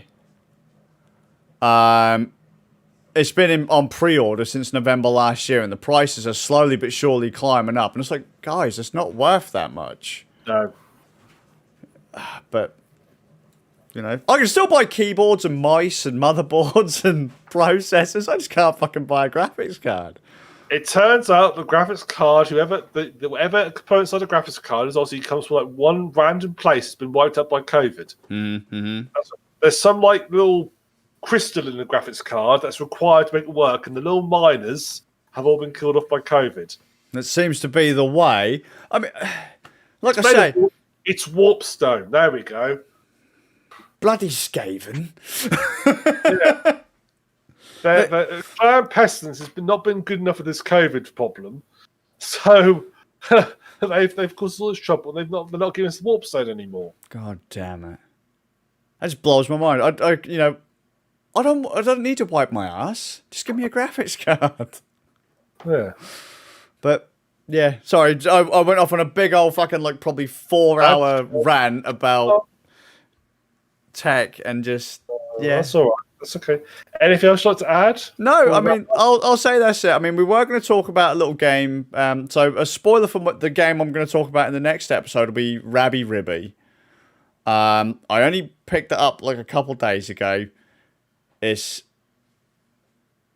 weird, and I don't know anything about it. So all I've been able to tell you about in this episode is there are characters, and one of them's a rabbit human that jumps and stuff. And it's kind of fun, but I don't actually have a fucking clue what the hell's going on. Although I've got a funny feeling that by the time the next episode airs, I'll still have no fucking idea what's going on. So I've given it about 30 minutes to an hour. I'm clueless. I'll probably put in more. I might even finish it by next week, and I still feel I'm going to be like, We'll see. We'll see. Tune in next week for not next week, the week after for another fucking what the hell is he talking about? Segment. Yeah, as play a Japanese game, he's all confused. Yeah. I'm guessing it's Japanese from the title. I don't know. I'm going to be honest with you. I don't know. It sounds like a Japanese. Look, it's got one of those double syllable names that's all repeat one after the other, and it's got a confusing plot. I'm guessing it's Japanese. I've got a funny. You know what? You're probably right there, mate. You're probably right. Hang on. I can't find much about it. The answer is probably yes. Yes. That adds it more. It's going to be that's going to be us more, I would imagine. Well, I've just looked. By now, UK retailers, German retailers, French retailers. Well, if it's fucking French, then no wonder I can't understand it. I don't know. It's a game. It came out at some point. Maybe. No, no. Sorry, I need to find out. Is this Japanese? Right, how do I spell wiki? See, that's one thing. Accessibility is so much easier. It's so much easier to get into stuff now, but I still can't spell. Spelling is still hard. Yeah, when people ask you what is the web address for Amazon.co.uk, and you're like, oh, fucking no. Let's see, Rabby. Here we go. Rabby Ribby something spirit. Fucking that doesn't tell me where the hell it came from. That's a developer. Tells you it tells you who the publisher is. Publisher. Well, where's the publisher based? That's the United States. That's no good to me. Here we go. They are best known for translating Japanese visual novels. There you go. This is not a visual novel, but it's a game with words and a rabbit. And I don't understand. There you go. I just don't understand. I don't understand anything, Ram. I need to give up. So I was trying to find it for you as well, but I just keep going. Google just assumed I'm looking for rabbis. As you are, you might be. Rabbi Ribby. Yeah. And I keep saying, I thought I found it here. I thought this might be the answer. And I was a spiritual leader in Jews. I thought, no, that's not It's a spiritual leader that desperately craves spare ribs. It's not their pork. Yeah, it doesn't mean that they have to have it. They just want it. You know? Well, on that note, then, why we offended all the Jewish people, we'll wrap up. So, for everybody watching, I've been the TheSuffolkRam. Skazz. You can join us again for episode 159 on the 13th of February, 2021.